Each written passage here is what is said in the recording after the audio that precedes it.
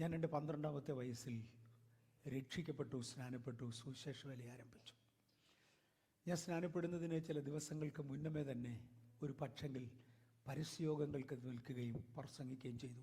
എൻ്റെ 11ാമത്തെ വയസ്സിൽ 12ാം വയസ്സിൽ സ്നാനപ്പെട്ടു. വീട്ടിൽ നിന്നും ആവശ്യം പോലെ ഉപദ്രവങ്ങൾ ഉണ്ടായിരുന്നു. ഒരു പക്ഷെങ്കിൽ നിന്നെ വീട്ടിൽ വേണ്ടാന്ന് പറഞ്ഞ് ഇറക്കി വിട്ടു. ഇതിൻ്റെ എല്ലാം അപ്പുറത്ത് കർത്താവിനെ നടത്തിയതുകൊണ്ട് കർത്താവിനെ സ്തുതിക്കുന്നു. ഇന്ന് എന്നോടൊരു മോള് ചോദിച്ച ഒരു ചോദ്യത്തിൻ്റെ മറുപടി ഞാനൊന്ന് പരസ്യമായി ചില വാക്കുകളിലൊന്ന് പറയാം. ശാസ്ത്രീയ വിഷയങ്ങളോട് എന്തുകൊണ്ടൊരു താല്പര്യം പുലർത്തുന്നു, എന്തുകൊണ്ട് ഇതിനെ ഒരുമിച്ച് കൊണ്ടുപോകുന്നു? മറുപടി ഇതാണ്: ഞാൻ എൻ്റെ ബെഡിൻ്റെ ഇറമ്പിൽ കർത്താവിൻ്റെ സന്നിധിയിൽ മുട്ടുകുത്തി യേശുവിനെ രക്ഷിതാവായി അംഗീകരിച്ചെങ്കിലും ഒരു പരസ്യമായ സാക്ഷ്യം അതിൻ്റെ മുമ്പിൽ ഇല്ലായിരുന്നു. അന്ന് മാർത്തോമ സഭയിൽ ജനിച്ചു വളർത്തപ്പെട്ട എനിക്ക് വീട്ടിൽ നിന്ന് ലഭിച്ചിരുന്ന സ്ട്രിക്റ്റായ ഇൻസ്ട്രക്ഷൻ, എവിടെയെങ്കിലും ഒരു പരസ്യയോഗം ഉണ്ടെങ്കിൽ അറ്റൻഡ് ചെയ്യണം. കാര്യം ആ കാലങ്ങളിൽ ഞങ്ങളുടെ സ്ഥലങ്ങളിൽ പരസ്യയോഗങ്ങൾ നടത്തി വന്നിരുന്നത് മാർത്തോമ CSI വിഭാഗത്തിൽപ്പെടുന്ന ആളുകളാണ്. അവരായിരുന്നു സുവിശേഷ തൽപരർ. അങ്ങനെ ഒരു ദിവസം സ്കൂൾ വിട്ടു വരുമ്പോൾ ഞങ്ങളുടെ ജംഗ്ഷനിൽ, എൻ്റെ സ്കൂളിനടുത്ത ജംഗ്ഷനിൽ ഒരു കൊച്ചു വില്ലേജാണ്, അവിടെ ഒരു ഉപദേശിച്ച് നിന്ന് പരസ്യയോഗം നടത്തുന്നു. ഇരുന്ന് കേട്ടോണമെന്നുള്ളതിൽ അതിനകത്ത് അറ്റൻഡ് ചെയ്യണമെന്നുള്ള നിർബന്ധമായതുകൊണ്ട് എൻ്റെ മാതാപിതാക്കളെ അനുസരിച്ച് ഞാനിത് കേൾക്കാനിരുന്നു. വളരെ വളരെ അഭ്യസ്തവിദ്യനായ ഒരു മനുഷ്യൻ, അങ്ങനെ പറഞ്ഞാൽ തീരുകയില്ല. 3 PhD ഗോൾഡ് മെഡലോടുകൂടെ ഗുജറാത്ത് യൂണിവേഴ്സിറ്റിയിൽ നിന്നെടുത്ത ശേഷം ഡോക്ടർ ഓഫ് സയൻസ് ഡിഗ്രിക്ക് വേണ്ടി, എൻ്റെ അറിവിൽ ലോകത്തിലെ ഏറ്റവും വലിയ ഡിഗ്രി അതാണ്. ഡോക്ടർ ഓഫ് സയൻസ് ഡിഗ്രിക്ക് വേണ്ടി അമേരിക്കൻ ഗവൺമെൻറ് സ്പോൺസർ ചെയ്ത് അമേരിക്കയിൽ തൻ്റെ വിദ്യാഭ്യാസം ചെയ്തുകൊണ്ടിരിക്കുന്ന ഒരു മനുഷ്യൻ, പക്ഷേ നിരീശ്വരവാദിയാണ്. അദ്ദേഹം ഞങ്ങളുടെ ഗ്രാമക്കാരനാണ്. അതുവഴി വരുമ്പോഴാണ് ഇവിടെ പരസ്യയോഗം നടക്കുന്നത്. അന്നത്തെ ഉപദേശം എടുത്തിരുന്ന വാക്യം മൂലപദാർത്ഥങ്ങൾ കത്തിയഴിയും എന്നുള്ള വാക്യമായിരുന്നു. മൂലപദാർത്ഥങ്ങൾ കത്തിയഴിയും, ഭൂമിയും അതിൻ്റെ പണികളും ബന്ധുവും. ഈ അഭ്യസ്തവിദ്യനായ മനുഷ്യൻ ദൈവത്തെ വിശ്വസിക്കാത്തവനാണ്. പക്ഷെ ഏറെക്കുറെ മനുഷ്യന് ഗ്രഹിക്കത്തക്ക രീതിയിൽ ഉപദേശി കാര്യങ്ങൾ ചൊവ്വേ കൊണ്ടുപോകുന്നുണ്ട്. ചെറുപ്പക്കാരനാണ്. അതുകൊണ്ട് അദ്ദേഹത്തെ ചോദ്യം ചെയ്ത് ഇരുത്തുക എന്ന രീതിയിൽ ഈ അഭ്യസ്തവിദ്യനെ പൊതുസ്ഥലത്ത് അല്ലെ കവലയ്ക്ക് നിന്ന് അദ്ദേഹത്തോട് ഇങ്ങനെ പറഞ്ഞു: പ്രസംഗിയാരെ, ഞാനിപ്പോഴും ആ പദം ഓർക്കുന്നു, പ്രസംഗിയാരെ, നിങ്ങൾ എടുക്കുന്നത് ഒരു ശാസ്ത്രീയ വിഷയമാണ്. ഏറ്റവും കുറഞ്ഞത് ഫിസിക്സിൽ ഒരു BSc ഫസ്റ്റ് ക്ലാസ്സെങ്കിലും ഇല്ലാത്ത ഒരാൾ ഈ വാക്യം എടുത്താൽ ശരിയാകില്ല. അത് ഞങ്ങളുടെ ഗ്രാമവാസികളെ തെറ്റിക്കുകയായിരിക്കാം. തിരിച്ച പ്രസംഗകൻ ചോദിച്ചു, MSc ഫസ്റ്റ് ക്ലാസ് ഉണ്ടെങ്കിലോ എന്ന് ചോദിച്ചു. പ്രസംഗിക്കാമെന്ന് പറഞ്ഞത് ഇരുന്ന് കേട്ടു. ഞാൻ ഫിസിക്സിൽ MSc ഫസ്റ്റ് ക്ലാസ് ആണ് എന്ന് പറഞ്ഞ് ജോണിക്കുട്ടി സാറെന്ന് പിന്നെ ഞങ്ങൾ വിളിച്ച ആ മനുഷ്യൻ ആരംഭിച്ചു. ചില മിനിറ്റുകൾക്ക് ശേഷം അദ്ദേഹം പ്രസംഗം നിർത്തി. തുടർന്ന് ഈ എതിർത്ത വ്യക്തിയോട് ഒരു ചോദ്യം ചോദിച്ചു: താങ്കളൊരു അഭ്യസ്തവിദ്യനാണെന്ന്, അല്ലെ വിദ്യാഭ്യാസമുള്ള ആളാണെന്ന് താങ്കളുടെ സംസാരത്തിൽ നിന്ന് മനസ്സിലാകുന്നല്ലോ. അദ്ദേഹം പറഞ്ഞു, അതെ, ഞാൻ PhD ഉള്ള ഒരാളാണ്. അങ്ങനെയാണെങ്കിൽ ഈ പൊതുസ്ഥലത്താണോ നമ്മളിത് തർക്കിക്കേണ്ടത്? ഞാനിവിടെ റൂം വാടകയ്ക്ക് എടുത്തിട്ടുണ്ട്, അങ്ങോട്ട് വരാമെങ്കിൽ അവിടെ വെച്ച് സംസാരിക്കാം. ഈ അഭ്യസ്തവിദ്യനായ ആൾ പറഞ്ഞു, എനിക്ക് ബൈബിൾ ശാസ്ത്രീയമായി തെളിയിക്കാൻ നിങ്ങൾക്ക് കഴിയുമോ എന്നറിയണം. 3 പ്രധാന വിഷയങ്ങൾ അദ്ദേഹം പറഞ്ഞു. ഈ 3 കാര്യങ്ങളാണ് എനിക്ക് വേണ്ടത്. ഇത് ശാസ്ത്രീയമാണോ ബൈബിളിൽ പറയുന്നത്? 1, വചനം ജഡമായി തീർന്നു, നടക്കുന്ന കാര്യമാണോ? അങ്ങനെ 3 ചോദ്യങ്ങൾ ഞാൻ ആവർത്തിക്കുന്നില്ല. ഇത് 3ഉം തെളിയിക്കാം എന്ന് അദ്ദേഹം പറഞ്ഞു. അവരൊരു വീട് വാടകയ്ക്ക് എടുത്തിരുന്ന വീടിൻ്റെ മുൻപിൽ ഒരു കൊച്ചു പന്തലിട്ടു. അവിടെ ഒരു മീറ്റിംഗ് ക്രമീകരിച്ചു. അഭ്യസ്തവിദ്യനായ മനുഷ്യന് സ്വന്തം പ്രിൻറ്റിംഗ് പ്രസ് ഉൾപ്പെടെ എല്ലാ ഫെസിലിറ്റികളും ഉള്ളയാളാണ്. അദ്ദേഹം ഇന്ന ദിവസം വേദപുസ്തകം സത്യമാണോ എന്ന് ചോദിച്ച് തലക്കെട്ടിൽ ഒരു നോട്ടീസ് അടിക്കുകയും ആ പ്രസംഗത്തിന് പോയി പങ്കെടുക്കാൻ ആളുകളെ വിളിക്കുകയും ചെയ്തു, അല്ലെങ്കിൽ ആ വാദപ്രതിവാദത്തിന്. പെന്തക്കോസ്ത് ഉപദേശി അക്രൈസ്തവ മാർഗത്തിൽ നിന്നും രക്ഷിക്കപ്പെട്ട് മാനസാന്തരപ്പെട്ട മറ്റൊരു PhD-കാരനെ റഫറിയായി വിളിച്ചു. അങ്ങനെ പല നിറത്തിലുള്ള ചോക്കും, എൻ്റെയൊക്കെ ജീവിതത്തിൽ ആദ്യമായി പല നിറത്തിലുള്ള ചോക്ക് കാണുന്നത് അന്നാണ്. അതുവരെ ഞാൻ വെളുത്ത ചോക്കേ കണ്ടിട്ടുള്ളൂ. അതിൻ്റെ ക്രമീകരണങ്ങളും എല്ലാമായി കാര്യങ്ങൾ ക്രമീകരിച്ചു. നോട്ടീസ് വീട്ടിൽ കിട്ടിയതോടെ എൻ്റെ അപ്പനറിയാം, ഈ മനുഷ്യൻ സംസാരിച്ചാൽ അദ്ദേഹത്തിൻ്റെ കോളേജിൽ അദ്ദേഹം തിരഞ്ഞെടുത്തിരുന്ന വിഷയങ്ങളിൽ ഒന്നാണ് തർക്കസൂത്രം. അദ്ദേഹത്തിൻ്റെ ഔദ്യോഗിക വിഷയങ്ങളിൽ ഒന്നാണ്. സാധാരണ ആരെങ്കിലും തർക്കിക്കാൻ ഒരുങ്ങിയാൽ അദ്ദേഹം ചോദിക്കാറുണ്ട്, തർക്കത്തിൽ താങ്കളുടെ ക്വാളിഫിക്കേഷൻ എന്താണ്? അൺക്വാളിഫൈഡ് ആണെങ്കിൽ മിണ്ടാതെ വീട്ടിൽ പോകും, വർത്തമാനം പറയാൻ മനുഷ്യനെ സമയം മെനക്കെടുത്താൽ എന്നൊക്കെ പറയുന്നയാളാണ്. അദ്ദേഹം സംസാരിച്ചു തുടങ്ങിയാൽ ഒരിക്കലും പരാജയപ്പെടത്തില്ലെന്നുള്ളത് ഉറപ്പാണ്. പെന്തക്കോസ്തുകാരുടെ ആശയത്തിൽ വേദപുസ്തകത്തിൻ്റെ അക്ഷരിക യാഥാർത്ഥ്യത്തെ ഞാൻ വിശ്വസിക്കുന്നത് കൊണ്ട് ഈ മറുവശത്ത് വാദിക്കുന്നയാൾ അത് ഇല്ല എന്ന് പൊളിച്ചു കൊടുക്കും എന്ന ഉറപ്പോടുകൂടെ എൻ്റെ അപ്പൻ പറഞ്ഞു, നീയും പോയി പങ്കെടുക്കാൻ പറഞ്ഞു. അങ്ങനെ എൻ്റെ 12-ാം വയസ്സിൽ, 11 വയസ്സ് തികഞ്ഞു കഴിഞ്ഞു, 12-ാമത്തെ വയസ്സിൽ ഞാനിവ മീറ്റിംഗ് അറ്റൻഡ് ചെയ്തു. അഭ്യസ്തവിദ്യൻ ചോദിച്ച ചോദ്യങ്ങൾക്കെല്ലാം ഇവർ പല കളറിലുള്ള ചോക്ക് കൊണ്ട് ഇക്വേഷൻസ് എഴുതുന്നത് മാത്രം എനിക്കറിയാം. ബോർഡിൽ പല ഇക്വേഷൻസ് പല കളറിലുള്ള ചോക്കിൽ വന്നു. അവസാനം റെഫറി എഴുന്നേറ്റ് പറഞ്ഞ് ഇങ്ങനെ പറഞ്ഞാലും അങ്ങനെ പറഞ്ഞാലും സെയിമാണ്, ഇത് രണ്ടും ഒന്നാണ്, ഒരു ഇക്വേഷൻ്റെ 2 ഭാഗമാണ്, അങ്ങനെ പറഞ്ഞാലും ശാസ്ത്രീയ പ്രകാരം ശരിയാണ്, ഇങ്ങനെ പറഞ്ഞാലും ശരിയാണ്. എനിക്ക് അത്രയും മനസ്സിലായുള്ളൂ. ഇത് കഴിഞ്ഞ ഉടനെ പ്രസംഗകൻ എഴുന്നേറ്റേച്ച് പറഞ്ഞു, നിങ്ങൾക്കാർക്കും ഒന്നും മനസ്സിലായില്ലെന്നില്ല. ഞങ്ങളൊരു 100 ആളുകൾ ഇത് കേൾക്കാനുണ്ട്, അതിനകത്ത് ഏറ്റവും പ്രായം കുറവുള്ളത് എനിക്കാണ്. നിങ്ങൾക്കാർക്കും ഒന്നും മനസ്സിലായില്ലെന്ന് എനിക്കറിയാം, നിങ്ങൾക്ക് മനസ്സിലാകുന്ന ഭാഷയിൽ ഞാനിത് അവതരിപ്പിക്കാം എന്ന് പറഞ്ഞ് യേശുവിനെക്കുറിച്ചുള്ള സുവിശേഷം പറഞ്ഞു. വചനം ജഡമായി തീർന്നു, കൃപയും സത്യവും നിറഞ്ഞവനായി നമ്മുടെ ഇടയിൽ പാർത്തു എന്ന വാക്യം അദ്ദേഹം ഒരു പ്രാവശ്യം കൂടി എടുത്തുകൊണ്ട് അത് പ്രായോഗികമായി ക്രിസ്തുവിൻ്റെ ജനനമാണ്, നമ്മളും ഒരു ക്രിസ്തുമസ് ദിവസത്തിലാണല്ലോ. ഇത് പറഞ്ഞ ശേഷം ഇപ്പം നിങ്ങൾക്കിത് മനസ്സിലായി കാണും. ഇന്നു മുതൽ യേശുവിന് വേണ്ടി ജീവിക്കാൻ ആഗ്രഹിക്കുന്നവർ എഴുന്നേറ്റോളം പറഞ്ഞു. ഒരു 40ഓളം പേര് എഴുന്നേറ്റ കൂട്ടത്തിൽ ഞാനും ഉണ്ടായിരുന്നു. അങ്ങനെ പരസ്യമായി യേശുവിനെ സാക്ഷിക്കാൻ അന്ന് കഴിഞ്ഞു. തുടർന്ന് എൻ്റെ ജീവിതത്തിൻ്റെ പ്രാർത്ഥനകളിൽ ഒന്നായിരുന്നു വേദപുസ്തകം കൊണ്ട് ശാസ്ത്രത്തെയും ശാസ്ത്രം കൊണ്ട് വേദപുസ്തകത്തെയും വിലയിരുത്താൻ പഠിക്കണം, അല്ലെങ്കിൽ ശാസ്ത്രം കൊണ്ട് വേദപുസ്തകം തെളിയിക്കാൻ എന്നെയും പഠിപ്പിക്കണമെന്ന്. ഞാൻ ചോദിച്ചതിലും നനച്ചതിലും അത്യന്തം പരമായി ദൈവം എനിക്ക് വിദ്യാഭ്യാസം തന്നു. എൻ്റെ ജീവിതത്തിൻ്റെ ഒടുവിൽ ചില വർഷങ്ങൾ എയറോനോട്ടിക്കൽ ഡെവലപ്മെൻറ്റ് എസ്റ്റാബ്ലിഷ്മെൻറ്റിൽ ഒരു ജൂനിയർ സയൻറ്റിസ്റ്റായി ജോലി ചെയ്യാനും ദൈവം കൃപ ചെയ്തു. ഇതിനോടകം പുതിയ കണ്ടുപിടുത്തങ്ങൾക്കുള്ള ഒരാളുമായി സമയം ചെലവഴിപ്പാനും, അങ്ങനെ അവസാനം ഇന്ത്യൻ പ്രസിഡൻറ്റിൽ നിന്ന് ലഭിച്ച ഒരു പുതിയ കണ്ടുപിടുത്തത്തിനുള്ള അവാർഡ് ഞങ്ങൾ രണ്ടുപേരും കൂടെ ഷെയർ ചെയ്യാനിടയായി. ആ അവാർഡ് ഷെയർ ചെയ്തതുകൊണ്ടാണ് ഒരു ജൂനിയർ സയൻറ്റിസ്റ്റിൻ്റെ വേക്കൻസിയിൽ എന്നെ എടുത്തത്, അല്ലെങ്കിൽ എൻ്റെ വിദ്യാഭ്യാസമുള്ളവർക്ക് കിട്ടാൻ വരുന്നാത്തൊരു പോസ്റ്റാണ്. പക്ഷെ വേദപുസ്തകം വായിക്കുന്ന പല സന്ദർഭങ്ങളിലും അതിൻ്റെ ദൈവികത്വം മനസ്സിലാക്കുവാൻ ആഗ്രഹിക്കുകയും ശാസ്ത്രത്തെ ഉപയോഗിച്ച് അത് തെളിയിക്കുകയും ചെയ്യാൻ എനിക്ക് കഴിഞ്ഞു. ജീവിതത്തിൽ പറ്റിയ ഒരു അപാകതയെക്കുറിച്ച് ഒന്നെടുത്തു പറയുന്നതിൽ തെറ്റില്ല. ഒരു 60 വയസ്സ് കഴിഞ്ഞതോടെ, എനിക്ക് 60 വയസ്സ് കഴിഞ്ഞതോടെ, ഇന്നേക്ക് 78ാമത്തെ വയസ്സിലാണ്, ഒരു 10-18 വർഷങ്ങൾക്ക് മുമ്പേ എതിർപ്പുകൾ ഒരുപാടായി. ചർച്ചിനകത്തുനിന്ന് തന്നെ വലിയൊരു തല്ലിക്കൊന്നുകളയും എന്നൊരു സാഹചര്യത്തിലായി. കാര്യം യഥാർത്ഥ സുവിശേഷം യഥാർത്ഥമായി പ്രസംഗിച്ചാൽ പലർക്കും ഇഷ്ടപ്പെടത്തില്ല. കാര്യം അവരവരുടെ പാരമ്പര്യങ്ങളെ പൊതിഞ്ഞു കെട്ടിയൊക്കെ പോയാൽ എല്ലാവർക്കും സന്തോഷമാണ്. അങ്ങനെ പറഞ്ഞ് പലർക്കും പിടിക്കാതെ വന്നതുകൊണ്ട് കൊന്നുകളയും എന്നൊരു സാഹചര്യത്തിൽ വന്നു. ചർച്ചിനകത്ത് വെച്ച് സഹോദരങ്ങളെ ഒരുമിച്ച് ചേർത്ത് പെട്രോൾ ഒഴിച്ച് തീ കത്തിക്കാൻ പെട്രോൾ ജെരിക്കനുമായി വരെ ചർച്ചിനകത്ത് ആളുകൾ വന്നിട്ടുണ്ട്. അതുപോലുള്ള സാഹചര്യങ്ങളിലൂടെ പോയി. അന്നൊരിക്കൽ ഞാൻ ഇങ്ങനെ പ്രാർത്ഥിച്ച, കർത്താവേ, ദീർഘായുസ് അനുഗ്രഹത്തിൻ്റെ ലക്ഷണമാണ്. അനുഗ്രഹവും ശാപവും എന്നുള്ളതിൻ്റെ വിഷയത്തിൻ്റെ അതിപ്രധാന വിഷയങ്ങളിലൊന്നായിരുന്നു.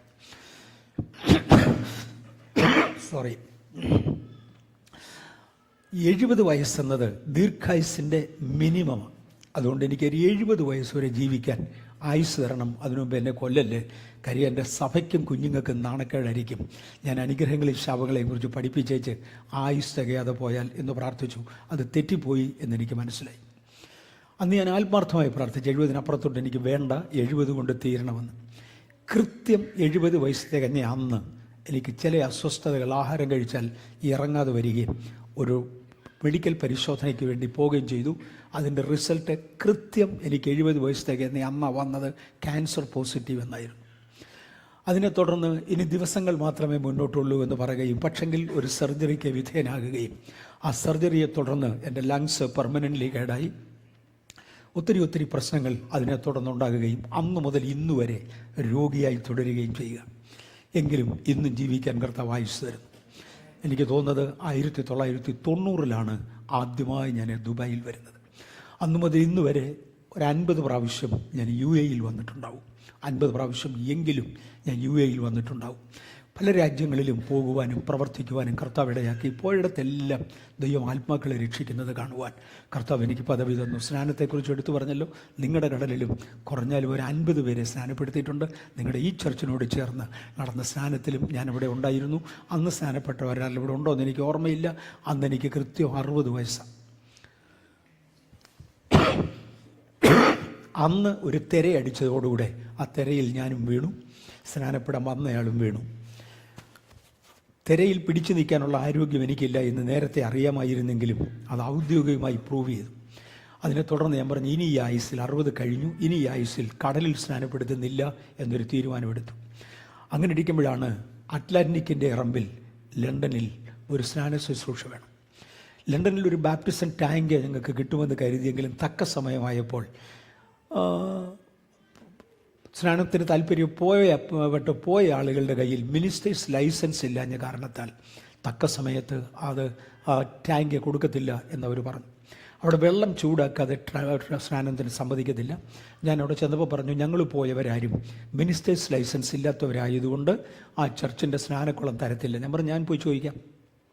അങ്ങനെ ഞാൻ അവരുടെ അടുത്ത് സ്നാനക്കുളം ചോദിച്ചപ്പോൾ പറഞ്ഞു, നീ അസംബ്ലീസ് ഓഫ് ഗോഡിൻ്റെ ഓതറൈസ് മിനിസ്റ്ററാണ്, നിൻ്റെ കയ്യിൽ ഓർഡിനേഷൻ സർട്ടിഫിക്കറ്റ് ഉണ്ട്, ഞങ്ങൾ അപ്രീഷിയേറ്റ് ചെയ്യുന്നു. പക്ഷേ ഇവിടെ വെള്ളം ചൂടാക്കാൻ 18 മണിക്കൂർ വേണം, അതിൽ താഴെ വെള്ളം ചൂടാകത്തില്ല, ചൂടുവെള്ളം അല്ലാതെ ഇതിനകത്ത് ഇറക്കത്തുമില്ല, അതുകൊണ്ട് 18 മണിക്കൂർ കഴിഞ്ഞ് വരാൻ പറഞ്ഞു.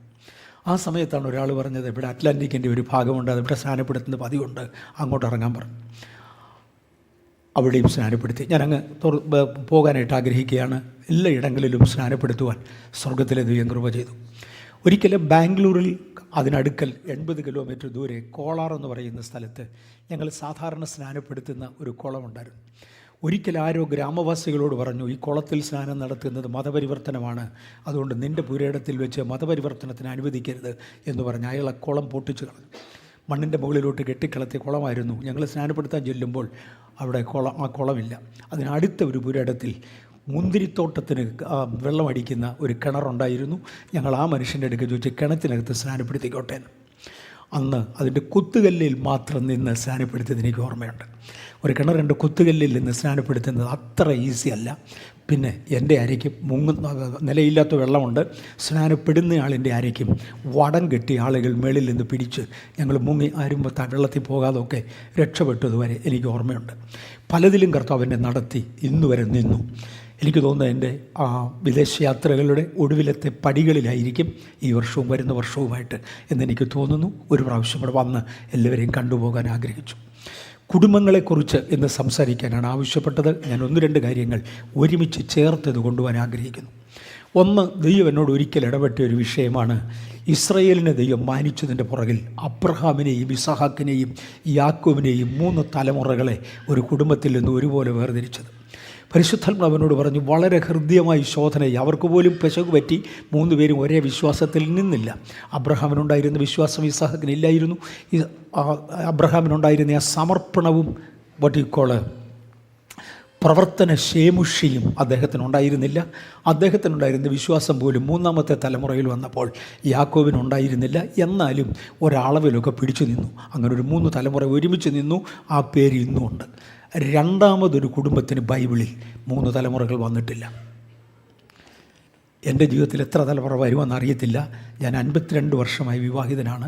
ദൈവത്തിൻ്റെ കൃപയാൽ കർത്താവ് 2 മക്കളെയും അവർക്ക് യോജിക്കുന്ന 2 പെൺകുഞ്ഞുങ്ങളെയും ഞങ്ങൾക്ക് യോജിക്കുന്ന 4 കൊച്ചുമക്കളെയും തന്നു. അത്രയും പേര് കർത്താവിൻ്റെ വേലയിൽ ഇന്നുവരെ ഉണ്ട്. കുഞ്ഞുങ്ങളുടെയൊക്കെ പ്രായമായി വരുമ്പോൾ ഇതുവഴി തിരിയുമെന്ന് ദൈവത്തിന് മാത്രം അറിയാം. കർത്താവെ ചൊവ്വേ പോണേ എന്ന് പ്രാർത്ഥിക്കുന്നു. നിങ്ങളും കുടുംബങ്ങളായി ജീവിക്കുന്നവർ തലമുറയായി ഞങ്ങളെ നിർത്തണേ എന്ന് ദൈവത്തോട് പ്രാർത്ഥിച്ച് പിതാക്കന്മാർ വടക്കിയ വിലയുടെ പുറകിൽ ഒരു വില മുടക്കാൻ തയ്യാറാകുക. ഇത് പറഞ്ഞു വെച്ചാൽ അനുഗ്രഹങ്ങളും ശാപങ്ങളും കുടുംബങ്ങളെക്കുറിച്ച് സംസാരിക്കാൻ പോകുകയാണ്. പക്ഷെ കുടുംബങ്ങളെക്കുറിച്ച് ഞാൻ സംസാരിച്ച് തുടങ്ങുന്നതിന് മുന്നമേ 1-2 ആശയങ്ങളും കൂടെ എടുക്കുവാനായി താല്പര്യപ്പെടുന്നു. പ്രപഞ്ച സൃഷ്ടി മുതൽ ഇങ്ങോട്ട് ചില ആശയങ്ങൾ ഞാൻ ഇന്നതിവിടെ പറയുവാൻ പ്രത്യേക കാരണമുണ്ട്. പറഞ്ഞാൽ മനസ്സിലാകുന്ന ഒരു വിഭാഗം ഇതിനകത്തുണ്ട്. പഠിക്കുന്ന കുഞ്ഞുങ്ങൾ ഇതിനകത്ത് സ്ക്രീൻ ഷെയറിംഗ് ഉണ്ടോ? ഓക്കെ. പഠിക്കുന്ന കുഞ്ഞുങ്ങൾ ഇതിനകത്തുണ്ട്. വിവരങ്ങൾ ഒരുമാതിരി മനസ്സിലാക്കി പോയാൽ നമുക്ക് ഒത്തിരി കാര്യങ്ങൾ ഈസിയാകും. അതുകൊണ്ട് ഗൗരവമായി മനസ്സിലാക്കാനാണ് ഞാനിത് എടുക്കുന്നത്. എനിക്കൊന്ന് ഇതിന് ക്ലാരിറ്റി കുറവാണെങ്കിൽ മുൻപിലത്തെ 1-2 ലൈറ്റുകൾ നിങ്ങൾക്ക് ഓഫ് ചെയ്യാൻ ഒക്കുമെങ്കിൽ നന്നായിട്ട് കാണാമെന്ന് എല്ലാവർക്കും അറിയാം. ഞാൻ ആരംഭത്തെങ്കിൽ 1-2 സ്റ്റേറ്റ്മെൻറ്റുകൾ പറയുവാൻ ദൈവകൃപയിൽ ശരണപ്പെടുന്നു.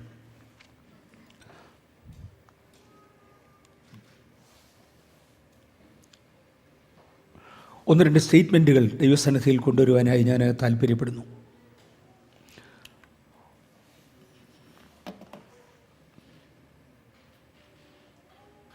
ഓക്കെ, ഞാൻ ഈ മാർഗത്തിൽ പോകാതെ ജമ്പ് ചെയ്ത് തോന്നുന്നു. ഒന്നാമത്തെ statement, Bible is my base and fundamental doctrine. അതിനപ്പുറത്തൊരു ഫണ്ടമെൻ്റൽ ഡോക്ട്രിന് പോകത്തില്ല. കാര്യം അതിനേക്കാൾ കൊള്ളാവുന്ന ഒരു പുസ്തകം വേറെയില്ല. ലോകത്തിലെ ഒരുപാട് ചിന്തകന്മാരുടെ അടകല്ല് തകർക്കുവാൻ ബൈബിൾ വെച്ച് അടിച്ചു. അതിൻ്റെയൊക്കെ ചുറ്റിക പോയതേ ഉള്ളൂ. ബൈബിളിനൊരു കേടും സംഭവിച്ചില്ല എന്ന് ഒന്ന് പറഞ്ഞുകൊണ്ട് ഞാൻ ആരംഭിക്കുക. പറയാൻ കൊള്ളാവുന്ന പുസ്തകമാണ് അതിൻ്റെ ഫണ്ടമെൻ്റൽ ഡോക്ട്രിന. ഇതിന് എവിഡൻസിന് വേണ്ടി ചരിത്രവും കറണ്ട് അഫെയർസും സയൻസും സയൻറ്റിഫിക് ഇൻഫർമേഷനും എല്ലാം ഞാൻ ഉപയോഗിക്കാൻ ആഗ്രഹിക്കുന്നുണ്ട്. ഇതിൻ്റെ എല്ലാം കൂടെ ആകത്തുക രണ്ടാമത്തെ സ്റ്റേറ്റ്മെൻറ്റിലോട്ട് പോകാം. ബൈബിളിൻ്റെ ഒരു പ്രത്യേകത, ബുക്ക് ഫോർ ഓൾ ക്ലാസ്സസ്. നമ്മുടെ സ്കൂളിൻ്റെ സിലബസിൽ പഠിക്കുന്നവർക്ക് 1ാം ക്ലാസ്സിലെ സിലബസിൽ 2ാം ക്ലാസ് പോവുകയില്ല, 2ാം ക്ലാസ്സിലേത് 5ാം ക്ലാസ്സിൽ പോവുകയില്ല. ഓരോ വർഷത്തേക്ക് ഓരോ ക്ലാസ്സിലേക്ക് ഓരോ പുസ്തകങ്ങളാണ്. പക്ഷെ നിങ്ങൾക്കറിയാം, സൺഡേ സ്കൂളിൽ നേഴ്സറി വന്ന് ചേരുന്ന കുഞ്ഞ് സൺഡേ സ്കൂളിലെ 10ാം ക്ലാസ് കഴിഞ്ഞ് ഇറങ്ങിയാലും ഒരു പക്ഷേ ബൈബിളിൽ PhD എടുത്താലും പുസ്തകം ഇത് തന്നെ, പുസ്തകം മാറത്തില്ല. ഇതെല്ലാം ക്ലാസ്സിലേക്കും കൊള്ളാവുന്നതാണ്. കാര്യം അതാത് പ്രായത്തിന്, ആത്മീക പ്രായത്തിന് ഒത്തവണ്ണം മനസ്സിലാകത്തക്കവണ്ണം അതിൻ്റെ സ്ട്രക്ചർ. ആത്മീക പ്രായത്തിൽ തീരെ കുറഞ്ഞ ആളിന് 1ാം ക്ലാസ് ലെവലേ മനസ്സിലാകത്തുള്ളൂ, അതിൻ്റെ മുകളിലോട്ട് മനസ്സിലാകത്തില്ല. കൂടുതൽ കൃപാവരങ്ങളിലേക്ക് ദൈവം ഇറക്കുന്നവർക്ക് മാത്രമേ അടുത്തത് മനസ്സിലാകത്തുള്ളൂ. അങ്ങനെ ഓരോ വർഷവും മാറേണ്ട പുസ്തകമല്ല. 2, ഒരു 5 വർഷത്തിൽ കൂടുതൽ ലോകത്തിൻ്റെ സിലബസിലുള്ള ഒരു പുസ്തകവും നിലനിൽക്കത്തില്ല. 5 വർഷം കൊണ്ട് ജീവിതത്തിൻ്റെ ശൈലി മാറും, ജീവിതചര്യകൾ മാറും, കണ്ടുപിടുത്തങ്ങൾ മാറും. അതുകൊണ്ട് പുസ്തകം മാറ്റി പ്രിൻ്റ് ചെയ്തേ പറ്റൂ. പക്ഷെ ബൈബിൾ അങ്ങനല്ല.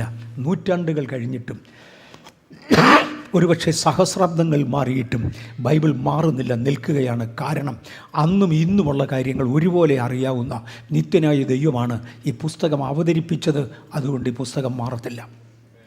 അവിടെ കൊണ്ട് ഞാൻ നിർത്തട്ടെ. Heaven and earth will pass away.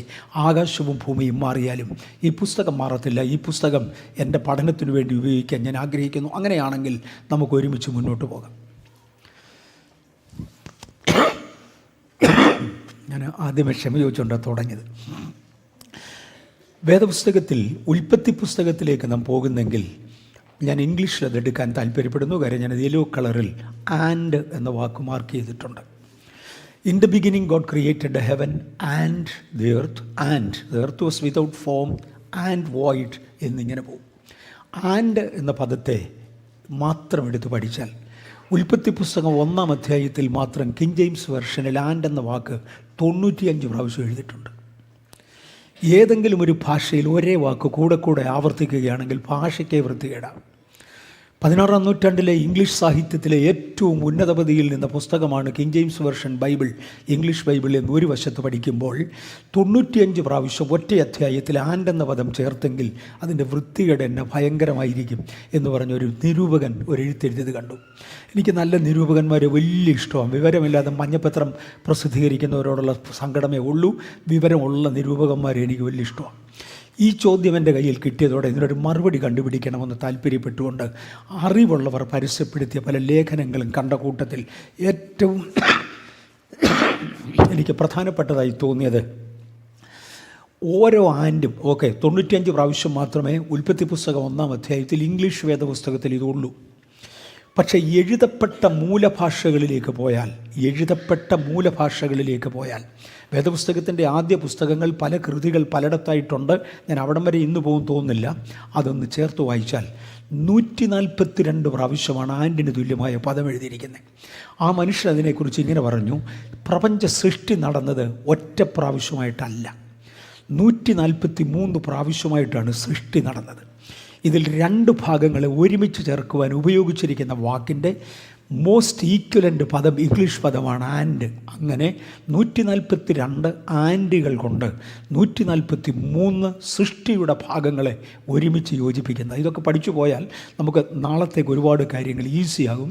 കുഞ്ഞുങ്ങൾക്ക് സ്കൂളിൽ ദൈവവചനത്തെ സ്ഥാപിക്കാനായിട്ട് കഴിയും. അതുകൊണ്ടാണ് ഞാൻ ഈ ആശയങ്ങളിലൂടെ പോകുന്നത്. ഈ ആൻഡ് എന്ന പദപ്രയോഗത്തിൻ്റെ ആ ഗൗരവം കണ്ട് മോനെ ഇതൊന്നുകൂടെ ഒന്ന് ഹെൽപ്പ് ചെയ്യേണ്ടി വരും. ഓക്കെ ഓക്കെ, 95 പ്രാവശ്യം ഇതുണ്ട് എന്ന് ഞാൻ പറഞ്ഞു. നമുക്കിങ്ങോട്ട് നോക്കാം. യോഹന്നാൻ്റെ സുവിശേഷം 1-ാമത്തെ അധ്യായത്തിൽ ചേഞ്ച് ചെയ്യുന്നതാണോ തന്നെയാകുന്നതാണോ? ഓക്കെ, യോഹന്നാൻ്റെ സുവിശേഷം 1-ാം അധ്യായത്തിൻ്റെ 1 മുതൽ 3 വരെയുള്ള വാക്യങ്ങളിൽ ദൈവത്തിൻ്റെ വായിലെ വാക്കുകളാൽ, ഞാൻ അത്രയും ഫാസ്റ്റായിട്ട് പോയെങ്കിലേ പറ്റത്തുള്ളൂ, ദൈവത്തിൻ്റെ വായിലെ വാക്കുകളാൽ ഇതൊക്കെയും സൃഷ്ടിക്കപ്പെട്ടു എന്ന് കാണാം. ദൈവവചനത്താൽ. 2 പത്രോസ് 3-ാം അധ്യായത്തിൻ്റെ 5-ാമത്തെ വാക്യത്തിലും ദൈവത്തിൻ്റെ വചനത്താൽ പ്രപഞ്ചം സൃഷ്ടിക്കപ്പെട്ടു എന്ന് കാണാം. ഇന്ന് ലോകത്തിൽ ജീവനോടിരിക്കുന്ന ശാസ്ത്രജ്ഞന്മാരുടെ കൂട്ടത്തിൽ തിയറിറ്റിക്കൽ ഫിസിക്സിൽ ഏറ്റവും ഉന്നതനെന്നറിയപ്പെടുന്ന ആളിൻ്റെ പിക്ചറാണ് ഞാൻ ഈ കൊടുത്തിരിക്കുന്നത്. മിഷിയ കാക്കു. മിഷിയ കാക്കു ഒരു ജപ്പാൻ്റെ എഞ്ചിനീയറാണ്, ജപ്പാൻ്റെ ശാസ്ത്രജ്ഞനാണ്.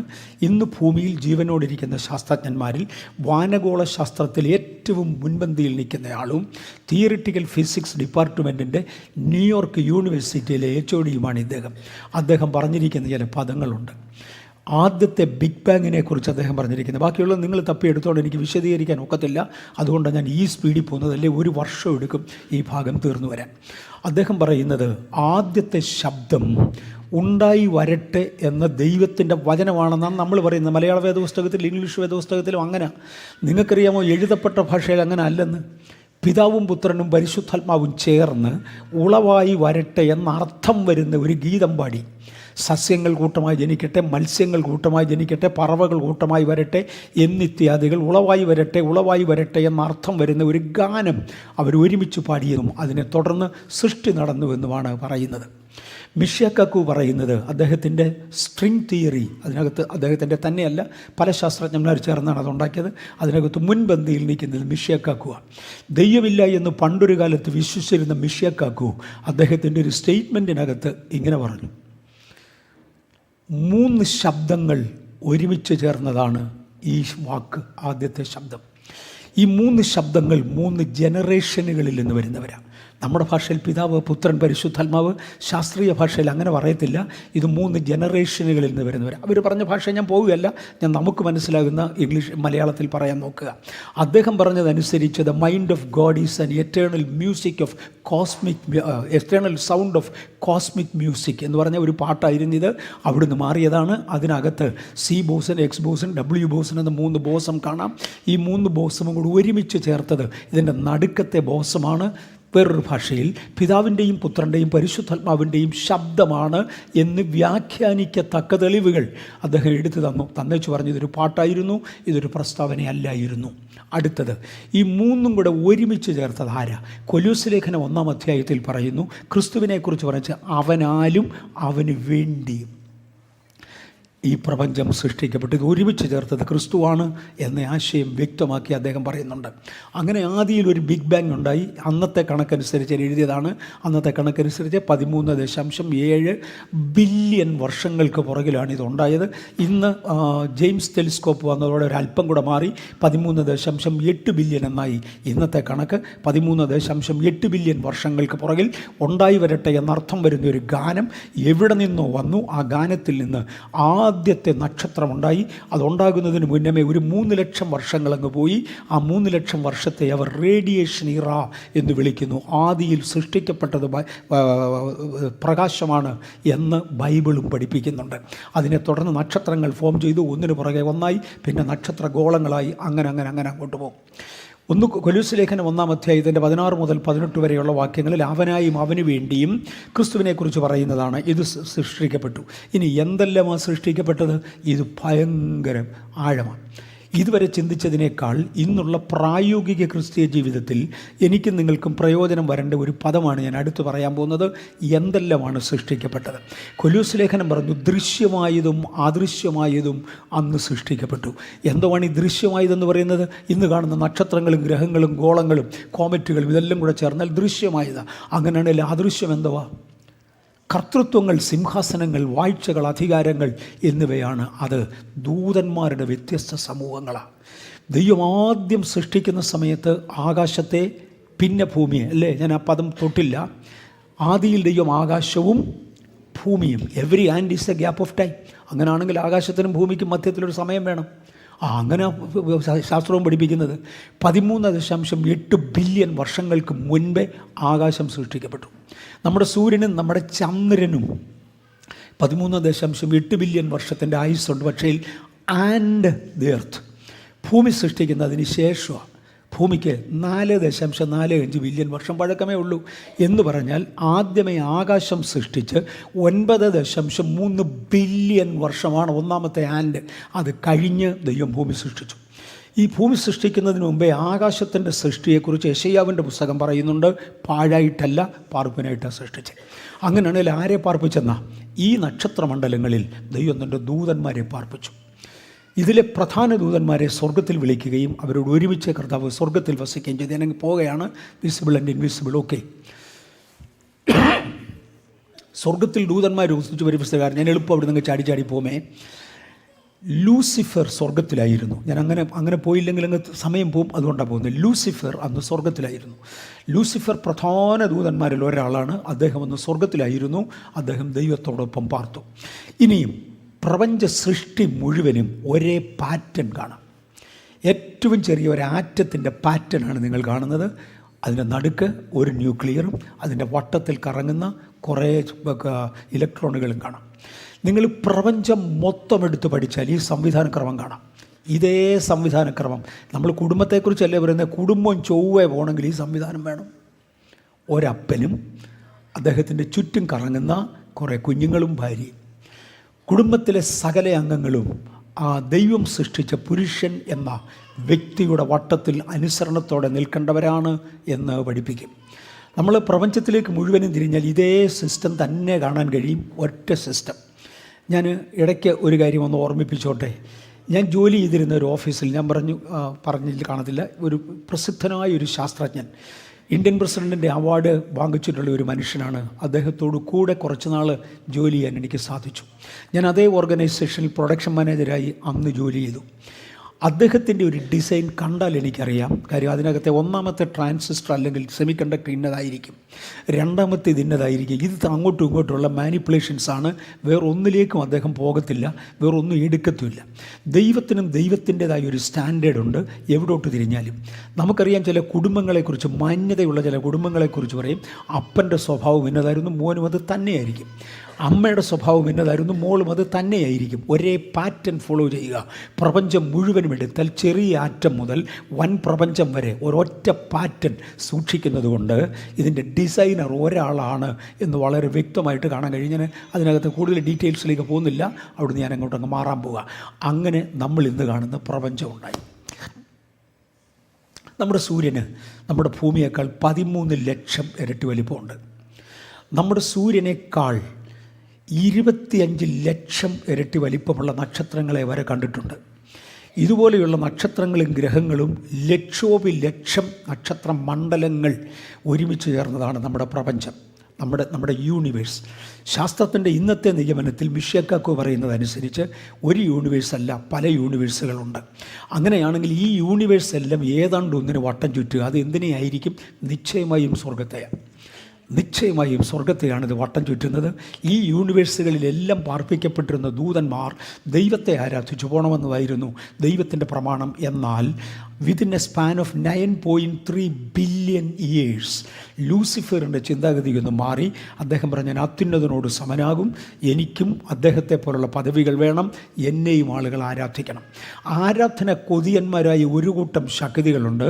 അതൊന്നും ദൈവങ്ങളല്ല, തെറ്റിദ്ധരിക്കരുത്. They are powerful. ദൈവത്തിൻ്റെ കൈയാൽ സൃഷ്ടിക്കപ്പെട്ടതും 9.3 ബില്യൺ വർഷം ദൈവത്തോടുകൂടെ താമസിച്ച് സൃഷ്ടിയുടെ കർമ്മങ്ങളും സൃഷ്ടിയുടെ ഇടപെടലുകളും അഡ്മിനിസ്ട്രേഷനും കംപ്ലീറ്റ്ലി കണ്ട് പഠിച്ചവരുമാകയാൽ ദൈവത്തെ പോലെ അഭിനയിക്കാൻ അവർക്ക് കഴിയും. അവർ ശക്തന്മാരുമാണ്. പക്ഷെ അവർ ദൈവമല്ല, അവർക്ക് മീതെ ഒരു ദൈവമുണ്ട്. ഇംഗ്ലീഷിൽ ദൈവമെന്ന് എഴുതേണ്ടതിന് ഗോഡ് എന്നെഴുതുന്ന വാക്കിൻ്റെ ജി ക്യാപിറ്റലായിരിക്കും എപ്പോഴും. ഇപ്പോഴത്തെ SMS-ഉം മോഡേൺ ഫിസിക്സും ഹാൻഡിൽ ചെയ്യുന്ന കുഞ്ഞുങ്ങൾ പ്രത്യേകിച്ച് ഓർത്തോണം. സ്മോൾ ലെറ്റർ ജി ഇടുകയാണെങ്കിൽ അത് വീണുപോയ ദൂതനെ കുറിക്കുന്ന ശക്തിയാണ്, അത് നിത്യനായ ദൈവമല്ല. മോശയെക്കുറിച്ച് ഒരിക്കൽ ദൈവം മോശയോട് പറഞ്ഞു, ഞാൻ നിന്നെ ഫറവോൻ്റെ മുമ്പിൽ ദൈവമാക്കും. അവിടെ ക്യാപിറ്റൽ ജി അല്ല, സ്മോൾ ലെറ്റർ ജിയാണ്. എന്നാൽ നിത്യനായ ദൈവത്തെക്കുറിച്ച് ക്യാപിറ്റൽ ലെറ്റർ ജി മാത്രമേ ഉപയോഗിക്കാറുള്ളൂ. വേറൊരു ഭാഷയിൽ ലോവർ പവേഴ്സ് ആയിരുന്നു ഈ ദൂതന്മാർ.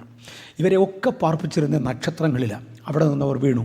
തൻ്റെ ദെബോര ഒരു സംഗീതം പാടുന്ന കൂട്ടത്തിൽ ഇങ്ങനെ പറയുന്നുണ്ട്, ആകാശത്ത് നിന്ന്, ന്യായാധിപന്മാരുടെ പുസ്തകം 5-ാം അധ്യായത്തിലാണ്, ആകാശത്ത് നിന്ന് നക്ഷത്രങ്ങൾ പൊരുതു, അവ സ്വഗതിയിൽ പൊരുതു, സീസർ അവരോട് തോറ്റു, സീസർ അവൻ്റെ മുമ്പിൽ തോറ്റു എന്ന് പറയുന്നത് കാണാം.